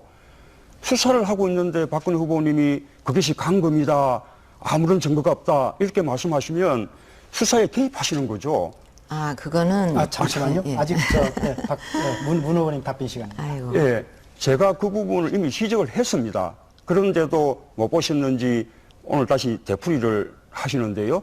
저는 박근혜 후보님이 이 수사에 개입해서는 안 된다고 생각을 합니다. 지금 사실이 밝혀지지 않았는데 왜 사과를 말씀하십니까? 뿐만 아니고 그 사건에서 여성이라는 점이 중요한 것은 아니죠. 여성이든 아니든 그 국정원 직원이 여론 조작의 선거법 위반 범죄를 했느냐 안 했느냐 그것이 문제죠. 동시에 오히려 새누리당 관계자가 운영한 불법 선거 사무실에서 온라인 SNS 여론 조작한 거 좀 드러나지 않았습니까? 그 사건 네. 지금 듣기 위해서 구두장 하시는 거 아닙니까? 네, 문 후보님. 자, 박근혜 후보님이 재질문이나 반박하실 수 있습니다. 1분간입니다. 그러니까 지금 그 수사에 개입을 한다고 이건 너무 좀 엉뚱한 말씀을 하시는데 지금 드러난 사실만 갖고 제가 말씀을 드리는 겁니다.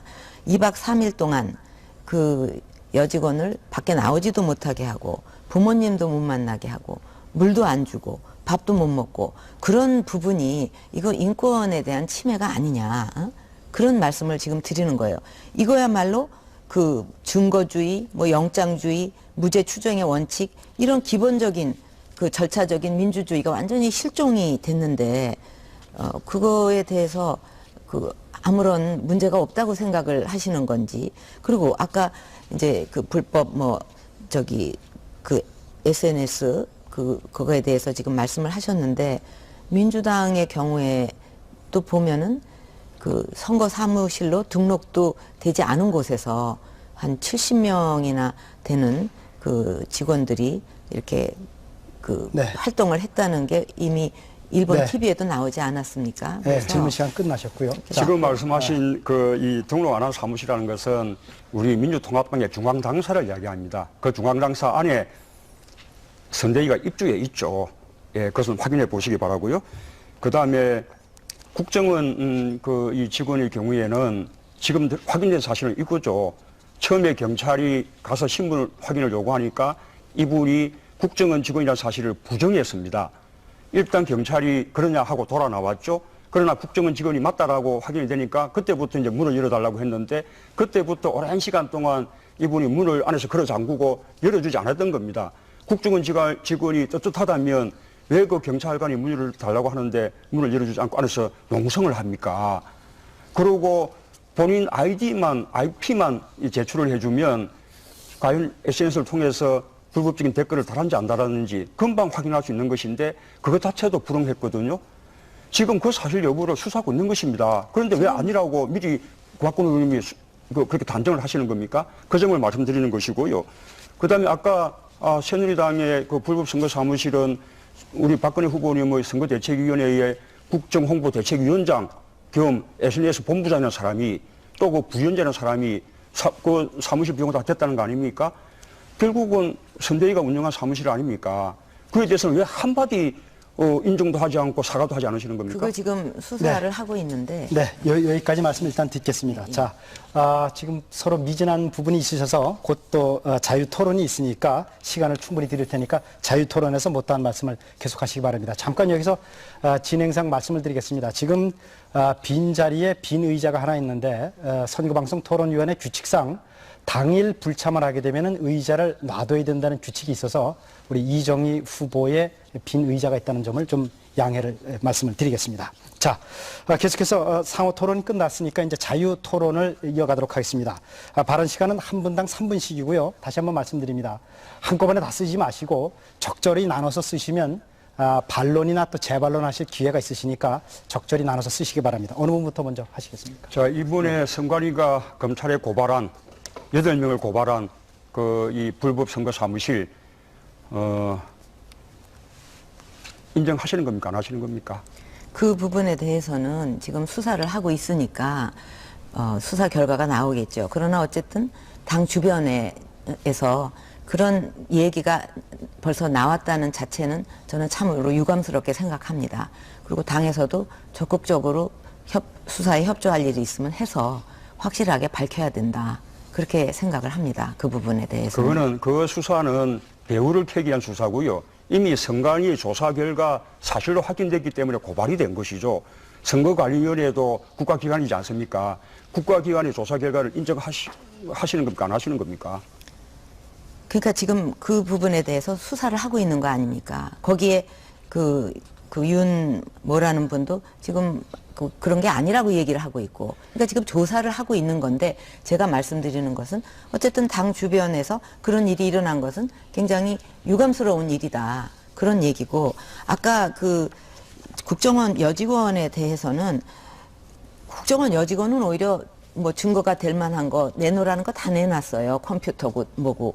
근데 그 댓글 달았다고 그렇게 해가지고 차까지 들이받아갖고 주소까지 알아내고 그래 놓고서 또 그 여직원을 나오지 못하게 2박 3일 동안 감금하고, 이런 부분은 어찌됐건 나중에 결과는 어찌됐건 이거가 아무 문제가 없다고 생각하신다면. 아니, 박근혜 후보님이 왜 지금 그 여직원을 두둔하고 변호하시는 겁니까? 두둔하는 게 아니라 있는 사실. 지금 그분이 지금 기자예요. 그러니까 여직원이든 그 국정원 지금 여직원이든 어쨌든 간에 여성이든 남성이든 간에 그렇게 차를 들이받아서까지 그 방의 호수를 알아내고 그다음에 거기에 감금해갖고 부모도 못 만나게 하고 그렇게 하는 자체는 인권 침해가 아니냐 이거죠. 바깥에서 문을 열어달라고 요구한 사람은 경찰관이에요. 그런데 무슨 그것이 감금입니까? 그거는 말을 사실관계를 갑자기 제대로 바꾸시는 파악을 거죠. 해보셔야죠. 아유, 그렇게 드러난 사실까지 아니라고 하시면 제가 더 드릴 말씀이 없습니다. 그렇게 지금 이게 수사적인 우리가- 사건에 대해서 그렇게 예. 사실관계를 마구 단정하시면 안 됩니다. 그러면 수사 자체를 오도하게 되는 것이죠. 그 댓글에 대해서도 뭐 댓글을 달았다고 막 그런 식으로 하셨는데 하나도 증거를 못 내놓고 계시잖아요, 지금. 그걸 지금 확인하고 캡처도 있죠. 할 수가 있는 건데 그것도 지금 못 하고 계시면서 그렇게 자꾸 어거지로 지금 그 말씀하시는 사실관계를 수사견이 수사 중에 있는 것입니다. 증거를 민주통합당에 내놓을 사건이 아니죠. 예? 그런데 그거는, 예. 그 부분에 대해서 아니라고 단정하시면 안 된다는 거죠. 곧 드러날 것입니다. 자, 그리고요. 국민이 판단을 하실 거라고 봅니다. 그 부분에 그러니까 다시 또 질문을 드리면 4대강 사업 어떻게 판단하십니까? 평가하십니까? 4대강 사업은 원래 그 대운하를 하려고 하다가 이제 그게 뭐 축소가 돼가지고 치수 쪽으로 해서 4대강으로 갔는데 저는 뭐 대운하는 굉장히 반대를 했고 또 4대강이 뭐 치수 위주로 이렇게 한다고 그러면 그거는 뭐 지켜보기로 했습니다. 근데 이 4대강은 이 현 정부의 최대 핵심 사업이에요. 그렇기 때문에 그 부분에 대해서는 그 정부가 갖고 있는 가장 중요한 사업으로 추진하고 있는 거기 때문에 뭐 개인이 그거에 대해서 막 뭐 하지 마라 뭐 이렇게 할 수 있는 범위는 넘어선 거라고 생각을 합니다. 근데 이것은 이제 앞으로 뭐 그 홍수도 지나보고 이런 결과를 보고 거기에 따라서 뭔가 보완할 점이 있다든지 또 뭐 잘못된 점이 있다든지 그러면은 그 어떤 무슨 위원회 같은 거를 구성해서라도 잘 검토를 해서 그렇게 바로 가져가지 잡아나가요. 마시고 지금 처음 시작할 때는 뭐 그렇게 판단하시다 치고 지금 단계에서는 어떻게 평가하십니까? 그러니까 지금 단정적으로 물론 그동안에 여러 가지 그 문제가 제기된 거는 저도 알고 있습니다. 그러나 지금 단정적으로 그렇기 때문에 전부 다 뭐 보도 철거하고 뭐 다 폐지하고 이래야 된다. 그렇게 하기에는 아직 한번 좀 지나봐야 된다고 네. 생각합니다. 네. 다음 여름도 지나보고. 예, 자유토론 시간에 이제 박근혜 후보님은 발언 시간을 다 쓰셨고 문 후보님은 한 1분 30초 이상 남아 있습니다. 이미 지난 여름에 엄청난 녹조가 발생하지 않았습니까? 그게 낙동강의 예를 들면 8개 보가 설치가 됐는데 원래 있던 낙동강 하구원까지 이렇게 합치면 모두 9개의 호소가 생긴 겁니다. 흐르는 강이 아니라 호소가 된 거죠. 이렇게 물이 갇혀 있으니까 당연히 물이 오염되고 부패되기 마련이죠. 그래서 지난 여름에 엄청난 녹조가 발생을 했는데 과거에는 낙동강 하류에나 발생했던 녹조가 이제는 대구 북쪽 지역까지 발생하지 않았습니까? 원래 대구 지역 치수구는 금호강하고 합류되는 지점보다 더 북쪽에 있기 때문에 상대적으로 거기는 수질이 괜찮은 곳이라 그랬는데 지난번에 그 수질까지 문제가 되지 않았습니까? 또 보들도 밑에 보면 이미 막 많은 침식공들이 생겨가지고 안전에도 위험이 있다는 게 드러났죠. 그렇다면 4대강 사업은 잘못된 것이었다. 앞으로 유지 관리를 위해서도 계속 수십조 예산이 들게 될 텐데 이미 투입된 22조에다가 그것이 얼마나 큰 낭비입니까? 그 점은 평가를 해야 될 것 같고요. 물론 저도 당장 척을 주장하는 것은 아닙니다. 적어도 수문은 상시적으로 늘어서 수질은 회복시키고 그것으로 충분한지 보호의 철거까지 필요한지 하는 것은 위원회 통해서 정밀한 검증이 필요하고 국민들 동의하에 실시해야겠죠. 그 점에 대해서 동의하시리라고 생각합니다만 어떻습니까? 뭐 제가 발언하시겠습니까? 말씀드린 거하고 비슷한 말씀을 그렇습니까? 하시는 것 같은데요. 네, 예. 발언 여기까지 자유토론 잘 들었습니다.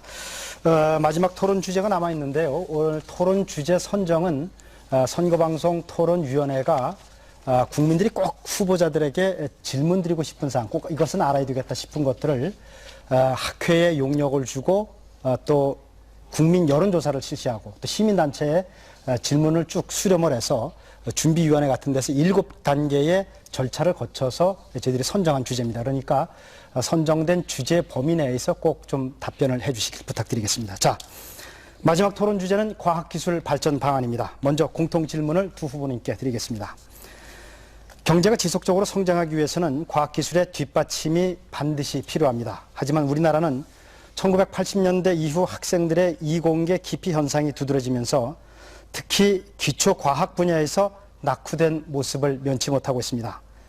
그래서 후보들께서는 과학기술 발전과 과학인재 육성 방안에 대해서 답변해 주시기 바랍니다. 공통질문이었고요. 답변 시간은 각각 2분씩 드립니다. 이번에는 순서에 따라서 박근혜 후보님부터 답변해 주시기 바랍니다. 과학기술은 우리의 미래라고 할 수 있습니다. 저 자신이 전자공학과 출신인데 그래서 더욱 그 과학기술의 소중함에 대해서 잘 알고 또 절실히 느끼고 있습니다. 또 우리나라 산업화 과정에서 그 과학기술이 얼마나 큰 역할을 했는지도 가까이서 지켜봤습니다. 근데 최근 우리 그 과학기술계 상황이 굉장히 어렵습니다. 중국이나 인도 같은 나라들이 우리 기술력 턱 밑까지 이렇게 추격하고 있고, 그런데 정작 우리는 이공계 기피 현상이 만연해 있고 또 과학기술인들도 자부심을 잃어가고 있습니다. 그래서 저는 이것을 바꾸려고 합니다. 과학기술은 제가 새로운 성장 패러다임으로 제시하고 있는 창조 경제론의 핵심입니다. 그래서 과학기술을 국정 운영의 중심에 놓으려고 합니다. 과학기술도 결국은 사람이 하는 것이기 때문에 과학기술인들이 자긍심을 가지고 일할 수 있도록 안정적인 연구 환경을 만들겠습니다. 또 비정규직 연구원들을 정규직으로 전환하고 과학기술인 연금을 확충하고 또 유공자 예우를 확대하겠습니다. 과학기술 발전을 위해서 연구개발 투자를 GDP의 5% 수준으로 확대하고 국가의 과학기술을 책임질 미래창조과학부를 설립하겠습니다. 네, 박 후보님 발언 다 끝나신 것 같은데 그러면 문재인 후보님 발언 듣도록 하겠습니다. 예, 이 새누리당 정권의 과학기술 정책 실패를 단적으로 보여주는 것이 우리 그 나로호 발사 1차, 2차, 3차에 걸쳐서 모두 실패한 일입니다. 반면에 북한은 이번에 장거리 로켓 발사에 성공해서 궤도에 올려놓았다고 지금 그렇게 알려져 있지 않습니까? 이 러시아에 아주 천문학적인 돈을 주고도 기술 이전조차 받지를 못했습니다. 실제로 국제적으로 국제기관이 조사한 과학기술 경쟁력을 보더라도 참여정부 때 6위에서 지금 이제 14위권으로 떨어졌고요. IT 경쟁력은 그때 3, 4위에서 지금 22위권 밖으로 그렇게 추락을 했습니다. 여러 가지 이유가 있겠지만 가장 근본 원인은 과기부를 이렇게 폐지를 해서 이 과학기술 정책에 대한 컨트롤 타워를 없애버린 것이 가장 큰 이유라고 생각합니다. 저는 이 부총리급의 과학기술부를 다시 부활해서 무너진 국가과학기술의 사령탑을 다시 세우겠습니다. 그렇게 해서 초중등 단계부터 우선 학생들이 과학기술인의 꿈을 키울 수 있도록 그렇게 하겠습니다. 그리고 또 과학기술인들이 자부심을 가지고 안정적으로 연구를 할 수 있도록 지금 50%에 달하는 이 비정규직 연구원들을 전부 정규직으로 전환을 하고 그 연구원들의 정년도 지금 연장을 하겠습니다. 뿐만 아니고 연구 환경도 개선하고 또 과학기술 R&D 예산을 크게 늘려서 과학기술인들이 열정을 다해서 그 연구에 전념할 수 있도록 그렇게 하겠습니다. 이 나로 발사 실패로 상징되는 한국 과학기술의 무너진 자존심을 다시 세우겠습니다. 네, 두 후보의 답변을 잘 들었고요. 그러면 계속해서 상호 토론으로 이어지겠습니다. 상호 토론은 질문과 답변, 또 재질문과 재답변, 그리고 또 순서를 바꿔서 질문자와 답변자를 바꿔서 계속 이어지는 그런 순서로 진행하겠습니다. 역시 질문은 1분, 답변은 1분 30초씩입니다. 순서에 따라서 그러면 박근혜 후보가 먼저 문재인 후보에게 질문해 주시기 바랍니다. 지금 나로호의 얘기하셨는데 그 우주 개발 능력은 그 총체적인 국력을 가늠하는 척도라고 할 수 있습니다. 지금 나로호 3차 발사가 지연되고 있지만 우주의 평화적 이용에 우리는 박차를 더 가해야 될 때라고 생각합니다. 지금 2025년까지 달에 착륙선을 보내는 계획이 있는데 저는 그거를 2020년까지 앞당기려고 합니다.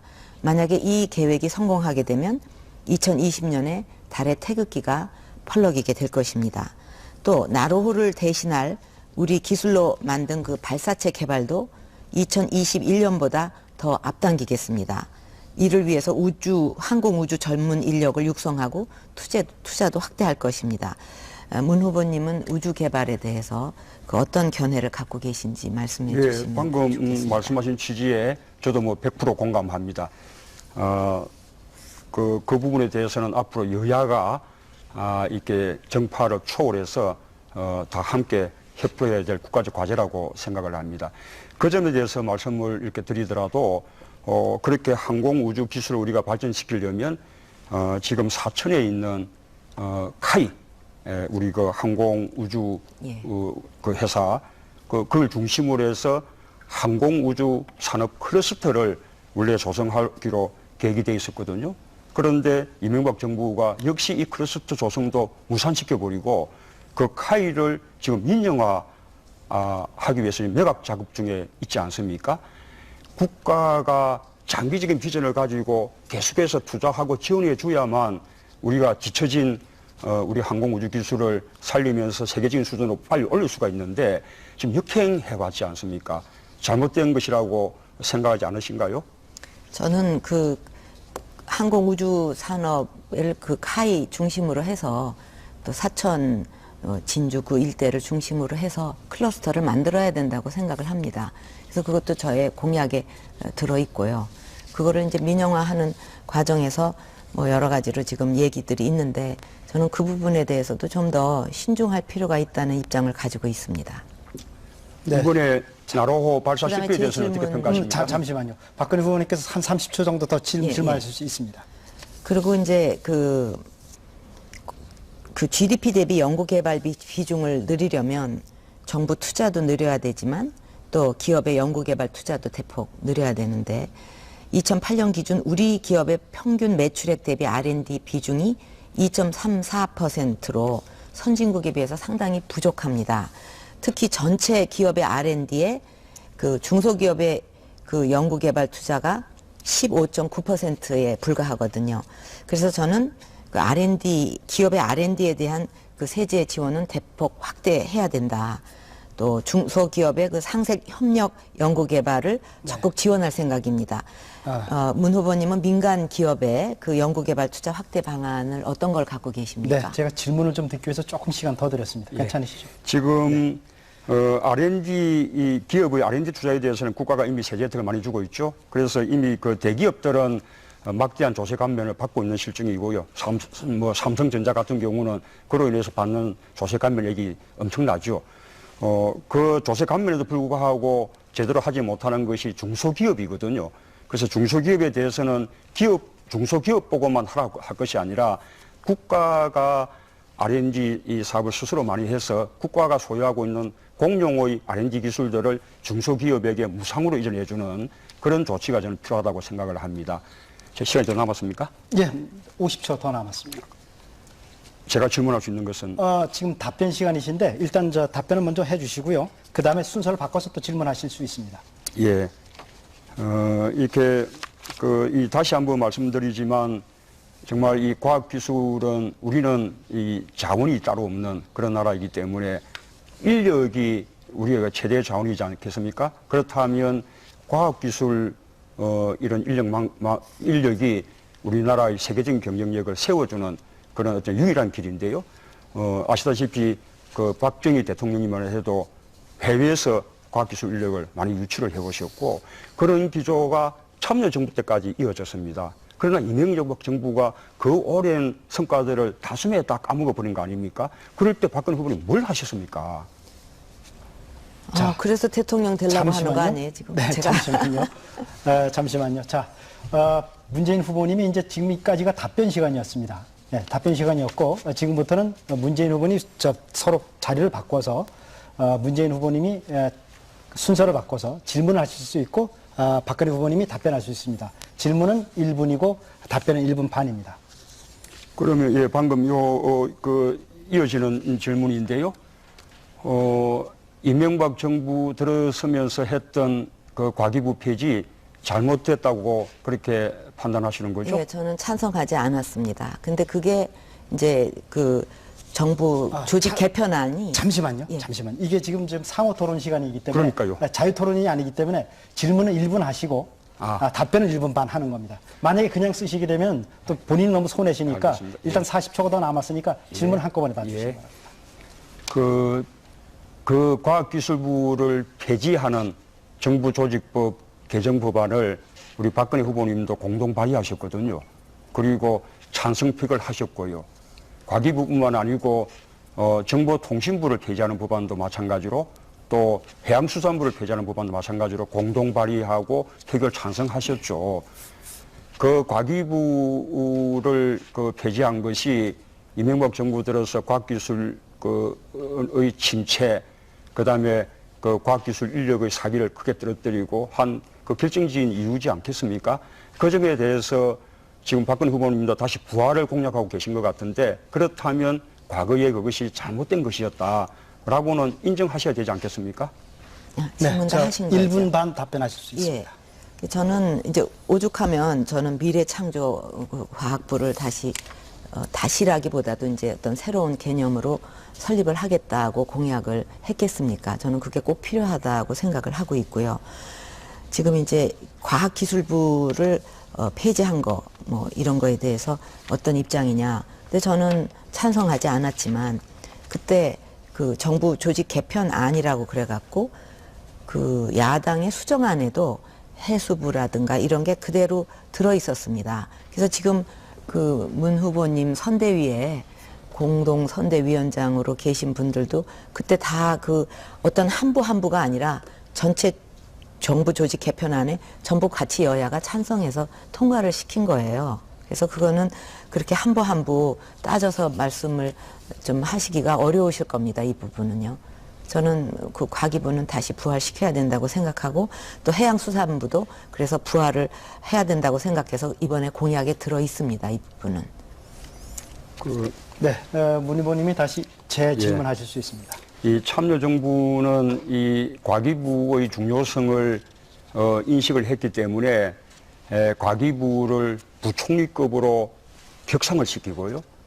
그리고 과기부 안에 과학기술본부를 이렇게 만들어서 당시에 산자부, 과기부, 그다음에 또 교육부, 정통부 이렇게 분산되어 있는 R&D 기능을 총괄하게끔 했거든요. 그랬는데 이명박 정부 들어서 과기부를 없앤다고 하니 참여정부가 그 부분을 반대를 했죠. 그런데 뭐라고 했습니까? 물러나는 정부가 몽리를 부리는 것으로 그렇게 몰아치면서 강행해 버리지 않았습니까? 그 점을 다시 상기해 보시기 바라고요. 과기부의 단순한 부활이 아니라 과기부가 이 기재부입니까? 이 경제부처로부터 독립해서 R&D 예산을 자율적으로 총괄할 수 있도록 그런 기능까지 주의해야 한다고 생각하지 않습니까? 네, 답변이나 또는 반론하실 수 있습니다. 1분 30초입니다. 예, 그 과학 전문가들이 그 부분에 대해서 자율적으로 어떤 예산을 쓸 수 있도록 자율성을 주는 거에 대해서는 저는 좋은 생각이라고 봅니다. 또 그렇지 않으면은 항상 좀 전문가들의 의견이 가려지는 경향이 있거든요. 그래서 그런 부분에 대해서는 자율성을 좀 많이 주는 것이 좋겠다고 생각을 합니다. 시간 1분 더 쓰실 수 있습니다. 제가 질문을 드려도 되나? 어떻게 하셔도 됩니다. 반론을 하셔도 되고, 근데 답변을 하실 수는 없습니다. 지금 문 후보님께서. 예.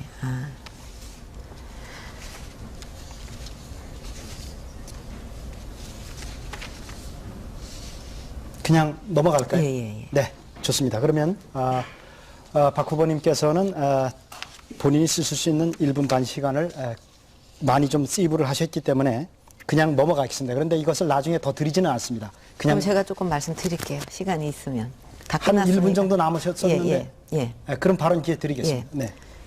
그래서 저는 이제 과학기술부로 그대로 이제 그 부활을 하는 것이 아니라 미래창조과학부라고 이름을 붙인 이유는 이제는 제가 이렇게 우리나라의 그 경제적으로 파이를 키우는 데는 창조 경제론을 제가 주장을 하고 있는데 거기 핵심이 되는 것이 과학기술입니다.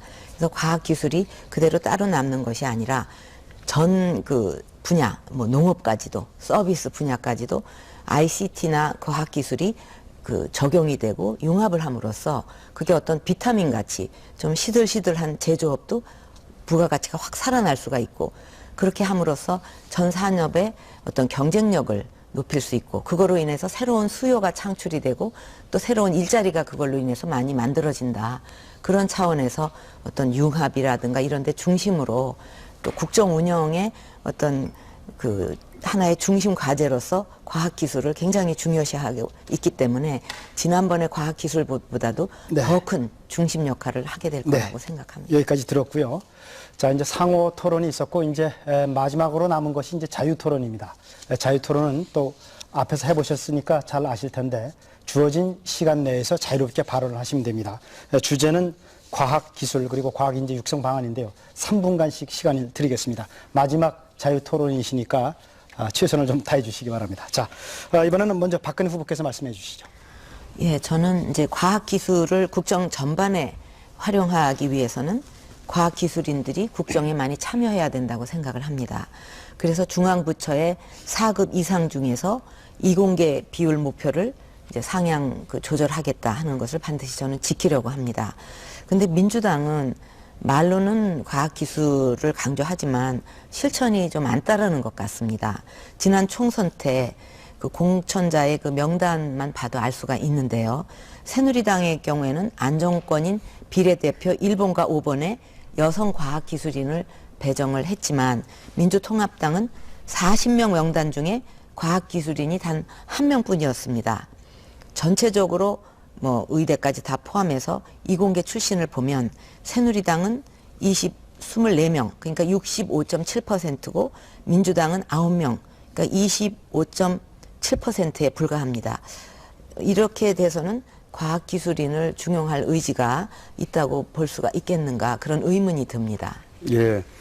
이 과학기술인들을 그렇게 정치적으로도 우대하신 것은 잘하신 일이라고 생각을 합니다. 그리고 지금 이제 그게 결국은 과학기술인들의 사기 이런 거 관련된 말씀이신데 지금 이제 대덕연구단지를 가보면 이 과학기술인들을 가장 어렵게 이렇게 하는 것이 지금 PBS 그러니까 이 연구과제 중심 운영제도 이것을 통해서 이 연구원들의 인건비조차도 스스로 연구 프로젝트를 바깥에서 수주해와서 해결하게끔 하는 이것 때문에 과학기술인들이 연구에 전념할 수가 없다. 그렇게 하소연들 하거든요. 그런 실상을 알고 계시는지 예. 그에 대한 대책이 어떠신지 묻고 싶습니다.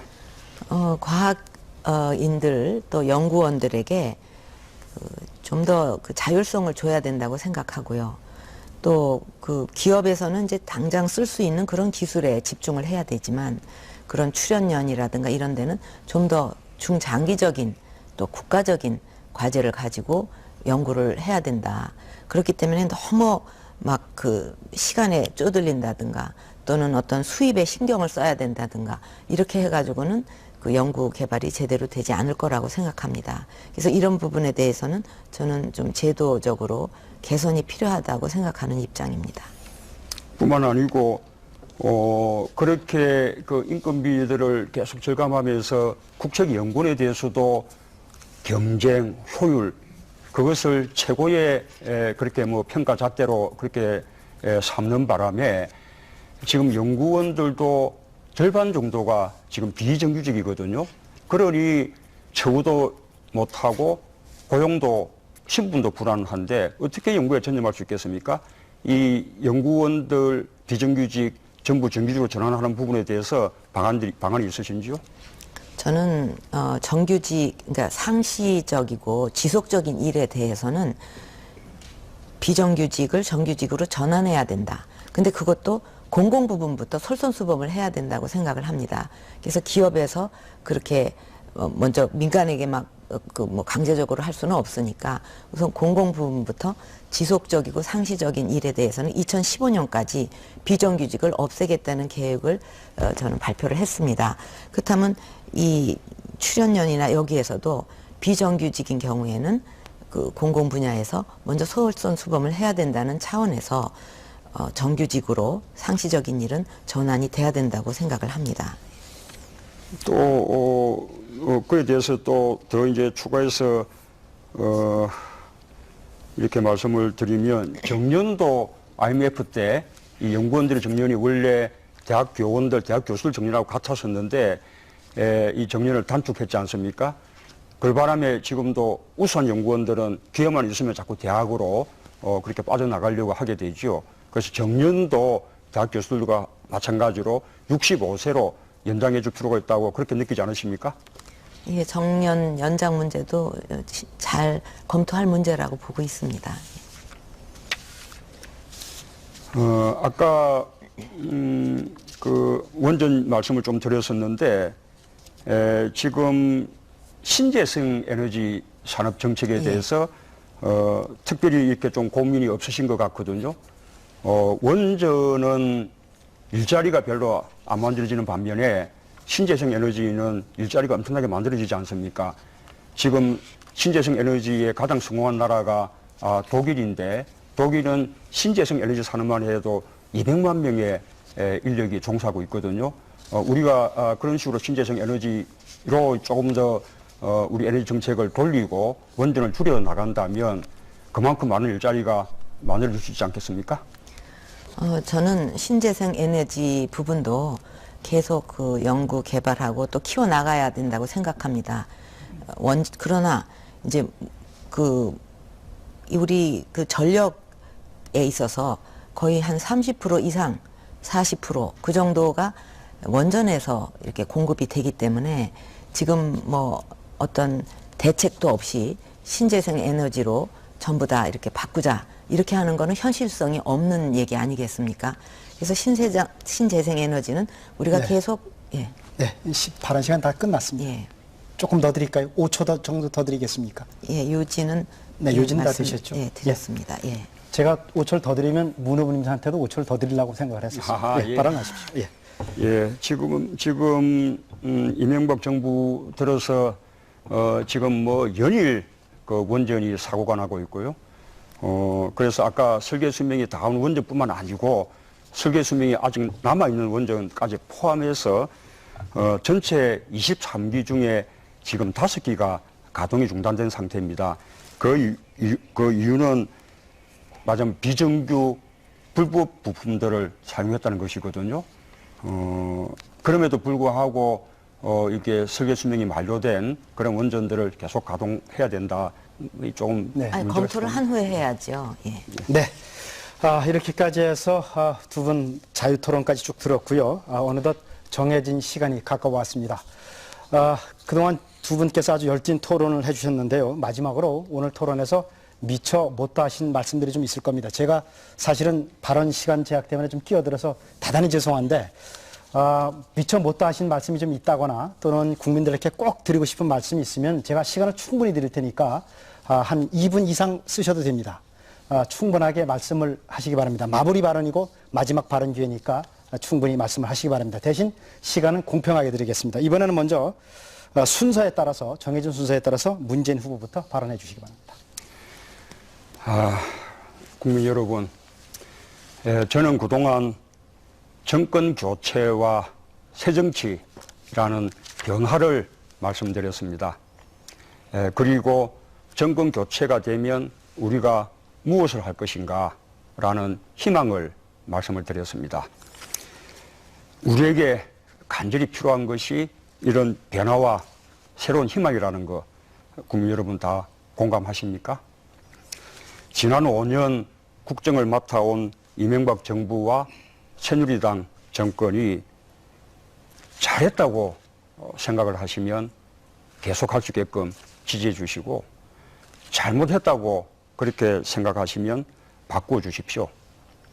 저는 이명박 정부의 실패를 반면교사로 삼겠습니다. 무엇보다 국민들과 함께 소통하고 동행하는 그런 대통령이 되겠습니다. 네 편, 내 편 편가르지 않고 생각이 다른 분들과도 대화하겠습니다. 개파는 물론이고 정당 이념을 뛰어넘어서 대통합 내각을 구성을 하고 통합의 정치를 하겠습니다. 야당과도 늘 국정을 협의하고 또 국정에 관한 중요한 정보를 제공하겠습니다. 적대와 정오의 정치를 끝내고 상생과 통합의 정치를 하겠습니다. 그런 정치의 기반 위에서 일자리, 경제, 민주화, 복지국가로 민생을 살리겠습니다. 안보를 튼튼히 하면서 남북관계의 새로운 지평을 열겠습니다. 남북관계가 제대로 열리면 침체된 우리 경제에 새로운 성장 동력을 찾을 수가 있습니다. 오로지 잘하느냐 못하느냐로 국민 여러분께 평가를 받겠습니다. 국민들께서 정권 교체로 새 정치, 새 시대를 열어주십시오. 간절히 부탁을 드립니다. 감사합니다. 네, 감사합니다. 문재인 후보님께서 2분 한 15초 정도 하셨는데 박 후보님도 충분히 쓰시기 바랍니다. 네, 마무리 발언 듣겠습니다. 저는 그 정권 교체를 넘어서 시대 교체를 이루어야 된다고 생각을 합니다. 정권도 여러 번 바뀌고 또 여야가 바뀌었지만 국민의 삶이 어디 그렇게 나아졌습니까? 서민 대통령, 경제 대통령 다 뽑아봤지만 그 민생이 그렇게 어려움이 풀리지를 않았습니다. 지금 정권 교체를 문 후보님 말씀하시지만 지난 4년 전에 벌써 평가를 받아서 국민들이 특히 경제 문제 때문에 더 이상은 참을 수가 없다. 그래갖고 이 현 정부가 탄생을 한 것입니다.